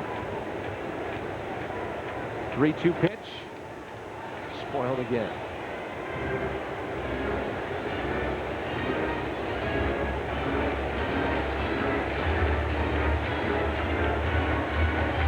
See where the catcher will put down the signs. This pitcher's not about to shake him off, and here it comes. Hasn't done so once yet. Grzelcyk with a base hit into right field. Good at bat by Mark Grzelcyk. He's one of the guys that I just, don't know if I necessarily would want to keep going away. And remember how we talked earlier, one of the things, they're so good down and away, so you try to get them up. Grzelcyk loves to attack the ball that's up, and he's very good at going to the opposite field. Runners at first and second for Abraham Nunez. Switching to the other side of the plate. He is 1 for 3 tonight, has the big RBIs. from Augusta, Georgia. It's a base hit with the bases loaded back in the 6th, and we mentioned that Nunez 4 for 5 with 8 RBIs when the bases are loaded this year. So here's one of those Georgia players that has made it to the big leagues with the Atlanta Braves. Outside, he's throwing a lot of pitches now, 2-0. Bobby Cox said this has been one of his most fun years inside that dugout. Well, you know, I mean, they've had 13 different rookies. 9 of them made their major league debut. And he's really, you know, I mean, it's tough enough to do it when, you know, you have all major league players, but now to infiltrate a lot of guys that were projected to be in the big leagues maybe in 2007. You know, a lot of guys that started Double-A this year or were in Double-A. And now they're here, they are in the big leagues and we're the first place ball club. That's why he's so happy. Hans stays in the game. He's out in center.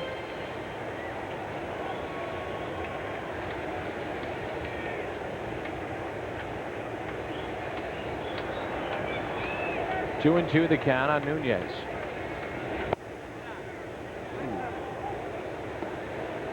Full count. McBride didn't get the call. Pretty good pitch. And the days of the free spending Atlanta Braves are over, so they're very cost conscious. They're going to have to make some tough decisions.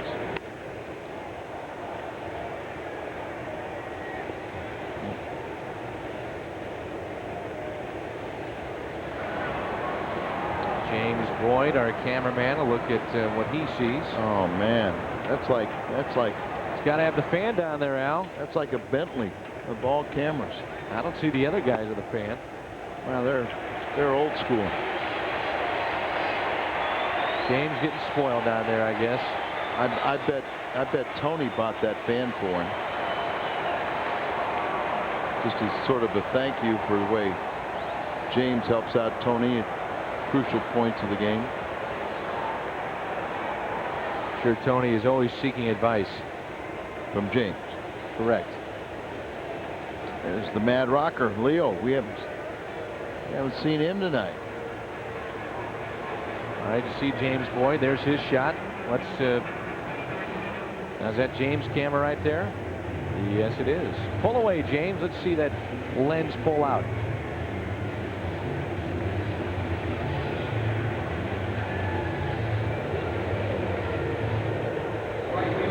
Now I'm directing. I like this. I was going to say McBride wanted to talk to Estrada, and Estrada just walked away from him. Hey, James, shoot the batter, will you?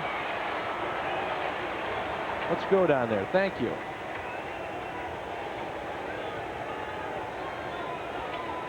Have a night, Taguchi. Bases loaded, one out.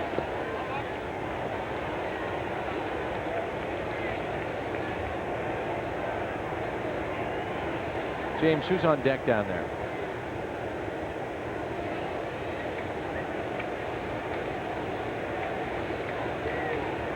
Hey, that's not James. What's going on here? Here's a 1-0 pitch. Taguchi again. How about so Taguchi? Are you kidding me?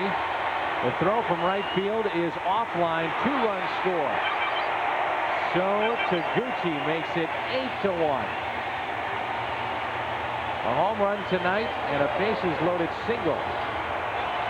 3 RBIs.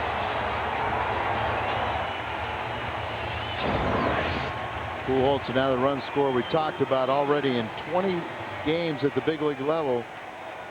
Francoeur has 5 assists. That ball a little bit high, but you can see he does have a rifle. The throwing arm just up the line a little bit, giving the Cardinals another run, but no advancement by Nunez out at second. First and second, and strike one to Einar Diaz. 8-1 St. Louis.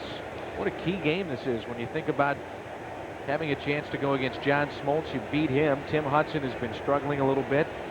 You'll see him tomorrow, then Jorge Sosa on Sunday. But this was the key game. This is Cardinals' most productive day of the week. Trying to win This would be, I think, their 15th win. I think they'd be 15-3 if they win here tonight on Friday nights. Good curveball that time, and it's 1-2. Braves will get some activity now in their bullpen. The Cardinals have a lefty getting loose, and that's Flores still. Cardinals are 14-3 on Friday, 13-5 on Tuesdays. Dan Kolb is getting loose. He's gone from being the closer for the Braves to getting loose in an 8-1 St. Louis lead. I know what that's like. That happened to you, right? Yeah.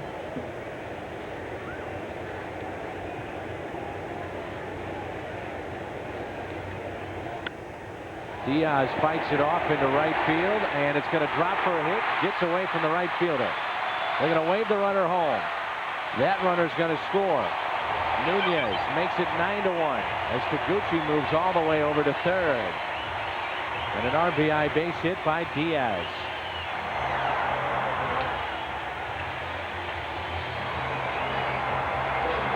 His 16th RBI. Fights it off inside.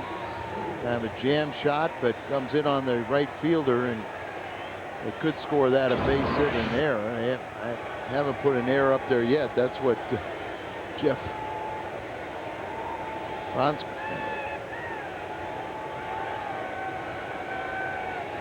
Rancourt was looking for to see if there's an error. Seaball out to deep left field. That will carry to the track plenty deep to score the runner. Tagging up from third, that's Sho Taguchi. It is now 10-1 Cardinals.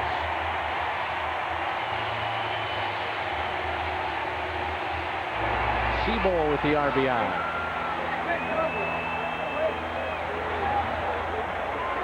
Shortstop, David Eckstein.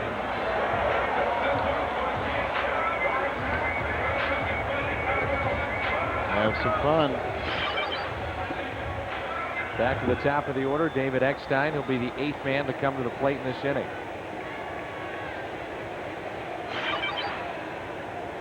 Wide to right, struck out, doubled and scored in the 6th, hit by a pitch in the 7th. Curveball, strike 1. Young man on the mound is taking it on the chin tonight.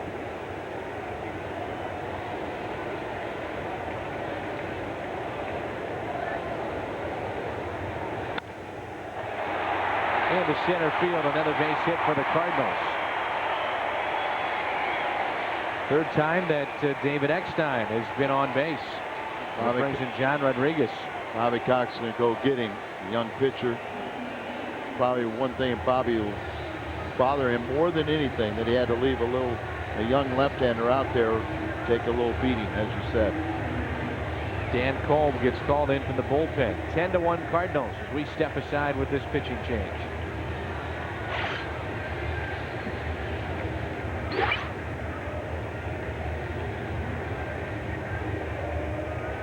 Dan Kolb, who started this season coming to Atlanta Braves in a trade to be the closer, and returned John Smoltz, tonight's starter, to the rotation. And probably the biggest disappointment all season long for the Atlanta Braves is Dan Kolb couldn't hold on to that job, and now kind of in a mop-up role. Dan, that was McBride's 8th appearance tonight, and those are the first major league runs that he has allowed this year. So the young lefty had been pitching very well, and now Kolb's going to try and save a couple of his runners out there on the bases. And just one of those things where you had to make the pitching change for the lefty coming to the plate.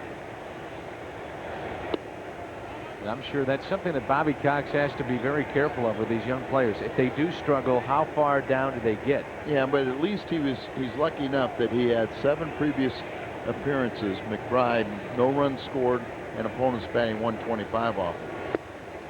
What has happened to this guy, Dan Kolb? 2 balls and no strikes. You know, sometimes it's, you know, you come from a very safe environment like Milwaukee, and you do a terrific job with no expectations, and you kind of come out of nowhere and you become a closer. Then you go to a tougher environment where you're expected to win, and then when you come as a bona fide closer and you don't do the job in Atlanta, it's, you know, it kind of snowballs on you. You know, the crowd gets on you, everybody kind of getting on you. There's Kyle Farnsworth, who was traded from the Cubs to the Detroit, and then they picked him up recently. But Kobe, you can still see he throws hard, still has the nucleus, but a lot of times that problem is lack of opportunity now that he's been kind of buried in the bullpen. He's had 5 blown saves, says Dan Cole. Yeah, and it's just, he's not getting those opportunities anymore. And it's hit to short for Kyle. Quickly to first, and the ball gets away. And it's into the camera well, so another run will score. And that brings up Albert Pujols. So these fans will at least get one more look at Pujols coming to the plate, and an error on for Kyle. Gets to it and just fires a P. You wonder if the second base umpire didn't have something to do with it. He tries to get down, but in your line of sight, you're looking over at the first baseman, and the umpire is kind of in the vicinity. So here's Albert in an 11-1 game. Runners at second and third. This is the kind of situation that Al McRae says Pujols never, ever gives in. No, he never gives in, and this is where the Cardinals can be so dangerous. You get the starter out, you get into that middle relief, and they just pound you. Pujols started the inning with a walk. And Albert pulls it foul. 1 ball, 1 strike, 2 outs, 2 runners on, and the Cardinals have picked up 5 runs here in their half of the 8th.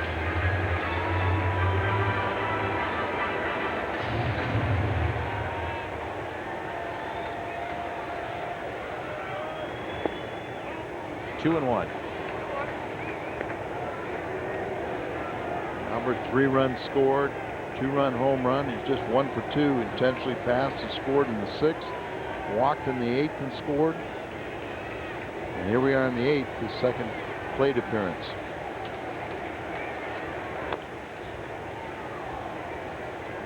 So we've got the camera behind the camera down there. It's camera number 2 going to camera number 1. You know, isn't that just torture that he turns off his fan so we don't see? He's like trying to be like the other guys. Albert into deep left field. Got under it just a bit and hits it to the track as these fans thought it was his second home run of the night, number 31 on the year. That sends us to the 9th, and Flores coming in. Game recap brought to you by Bank of America, the official bank of baseball. Albert Pujols makes history tonight with his 30th home run, 5th consecutive year with 30 or more homers. Edmonds also going deep tonight. That's his 21st. As the Cardinals would get to John Smoltz, the starter of the Braves, so Taguchi would go deep. That one off of Brower. 3 home runs tonight for St. Louis. That's your Bank of America game recap. Braves against the Central are 21-9. The Cardinals have struggled against the East, 9-10. Some changes for the Cardinals defensively as you get a look at Pujols. Hector Luna's in right field. Watch out for that bug, Hector. Seabold's now playing second. So Pujols, the first player in Major League history to hit 30 home runs in each of his first 5 seasons. And he does it off of John Smoltz as Seabold takes over at second. Now he's got 190 homers since breaking in with the Cardinals back in 2001. Career best, as we mentioned before, 46 a season ago. Pujols 160 home runs in his first 4 seasons. He's second behind Ralph Kiner's 168 as McCann hits it out of play. And Kiner's 215 home runs were the most by a player in his first 5 seasons. Pujols, by the way, if you're wondering, tied with Hall of Famer Eddie Matthews for second. And he will be in sole possession of second place, maybe by the end of the weekend. McCann is Brian McCann. Works in our truck when he's not batting for the Atlanta Braves. Oh, it's a different one. McCann out to left center. Taken by Taguchi. Midwest Sports Report is coming up. A preview with Dan Potash. All right, guys, thank you very much. Don't forget, coming up after the game on the Busch Light Midwest Sports Report, complete post-game coverage, including Tony La Russa live. Dan and Al will also hand out this week's Hungo Award. That and much more, and your phone calls after the game. But now let's back out to Dan and Al at the ballpark. Guys? And with one out, Johnson grounds it foul. Kelly Johnson. Omar Garcia-Parra, who's been out with a torn left groin since April 20th, an injury here at Busch Stadium. Went hitless tonight as the Cubs lose 9-5 to the Mets. 1 ball, 1 strike. Mark Mulder will pick up his 13th victory of the season tonight. He'll go to 13-5. Not bad for a guy that apparently hasn't pitched all that well. Yeah. I thought his breaking ball at times was better than we've seen in a while. Yeah, and it just seemed like he was spotting the ball a little better. Just, I mean, you know, I'm sorry, but Mulder, I think when you put him in a playoff atmosphere, or you put him like when he's matched up against Roger Clemens or tonight against John Smoltz, future Hall of Famers, we see the Mark Mulder. And every time he pitches on his birthday, he's won in the big leagues. Strike on the outside corner, 3-2. You realize that?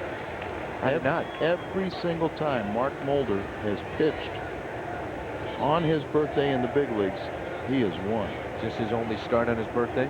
Yes. Backhanded by Albert to Flores. Nice play by Randy Flores. That was not an easy lead by Albert Pujols. Speaking of Albert, he leads us to our Bud Light play of the game.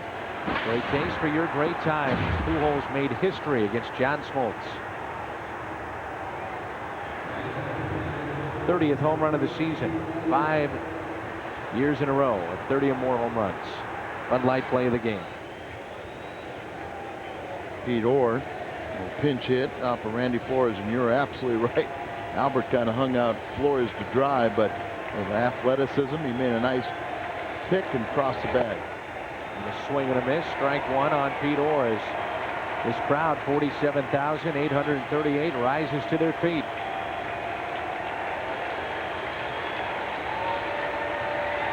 They like the rest of the weekend, too. Good pitch by Randy for strike 2. We'll have our star of the game coming up with Jim Hayes. Hungo Award as well. Here comes the 0-2. A mistake by Flores as he bangs it up the middle, so Orr reaches off the bench. Extends this ball game.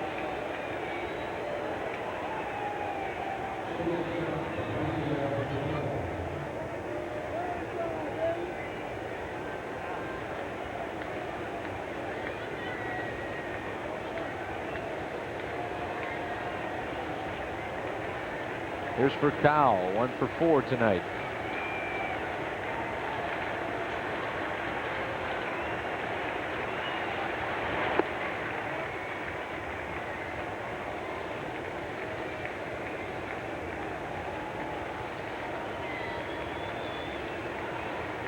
Marty Mason, bullpen catcher, a bullpen coach out there. I had to point at the phone.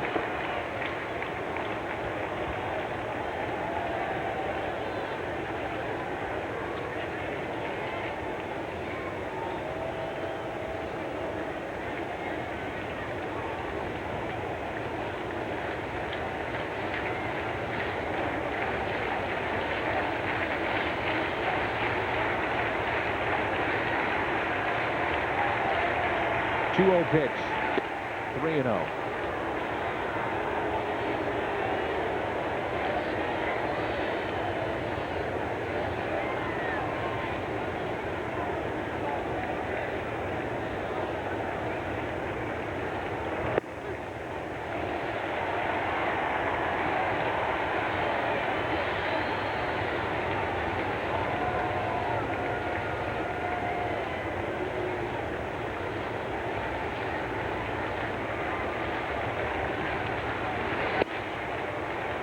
Two out wide.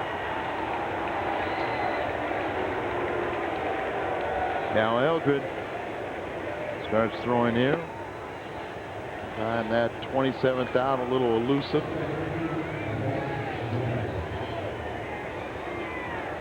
And here comes Dave Duncan trotting out to the Cardinals' Randy Flores. Well, this reminds me of the best quote I ever heard from a pitching coach coming out to talk to a pitcher. And it was my good buddy Bob Gibson. When he was the attitude coach. He wasn't the pitching coach. He was the attitude coach for Joe Torre in Atlanta. And Tommy Boggs was on the mound, a young pitcher. And Bob said, Tommy, if there weren't 50,000 fans here, I'd slap you to your knees. Throw strikes. Very good advice. Settling from the Hall of Famer. And it applies right now.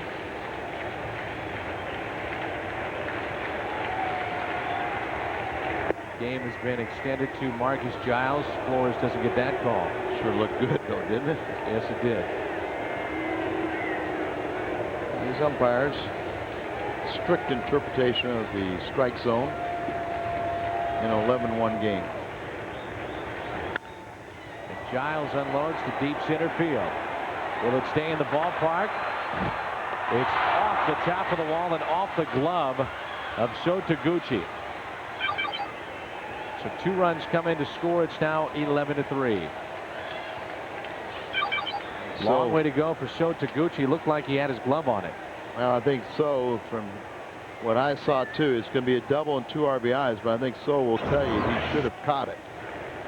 Up against the wall, he plays shallow like Jim Edmonds, gets back there and really not time to set himself. He kind of was backpedaling into the wall and kind of hit the wall, and the ball hit the glove at the same time. That's going to be it. Flores is going to get taken out of this game. Tony La Russa is going to go to Cal Eldred to end it. 11-3 St. Louis here in the ninth. This will be the 16th appearance on the year for Cal Eldred, a record of 1-0 with the ERA of 1. An opponent's only hitting .217 against him. He's been very good. And he'll try to get that, as you said, Al, elusive 27th out tonight. And have a veteran like Cal Eldred that never relaxes until this game's over. He'll come in here and appreciate the opportunity to get the final 27th out. He is just a great person with no ego, and he can just understand this situation, as David is explaining to the second base umpire why Cal Eldred is pitching. 2 of the game's best, Bobby Cox, Tony La Russa. They met a couple of times in postseason play. Monday, next time on FSN Midwest, will be in Milwaukee. The Cardinals will take on the Brewers, and the entire series is on FSN Midwest with live coverage beginning at 6:30. With Cardinals tonight. Speaking of Milwaukee, here's the former Brewer, Cal Eldred. 2 outs, runner at second. First pitch up and in. Frank Poor. 2 for 4 tonight. Double, a single, a run scored. Average at .412 now, with 7 home runs. Outfield is straight away. Runner at second base. 1 ball, 1 strike. Cardinals with Jason Marquis, the former Brave, on the mound tomorrow afternoon. So if he does pick up his 10th win and have the Cardinals have 5 double-figure starters. This one is popped up, and this will do it. Pujols will take it. Cardinals win it. They take game 1 over the Atlanta Braves. Pujols, historic night with his home run, number 30. 11-3 the final. Next FSN Midwest game will be, as we said, Monday night. Fox Saturday Baseball tomorrow afternoon. Midwest Sports Report comes your way now.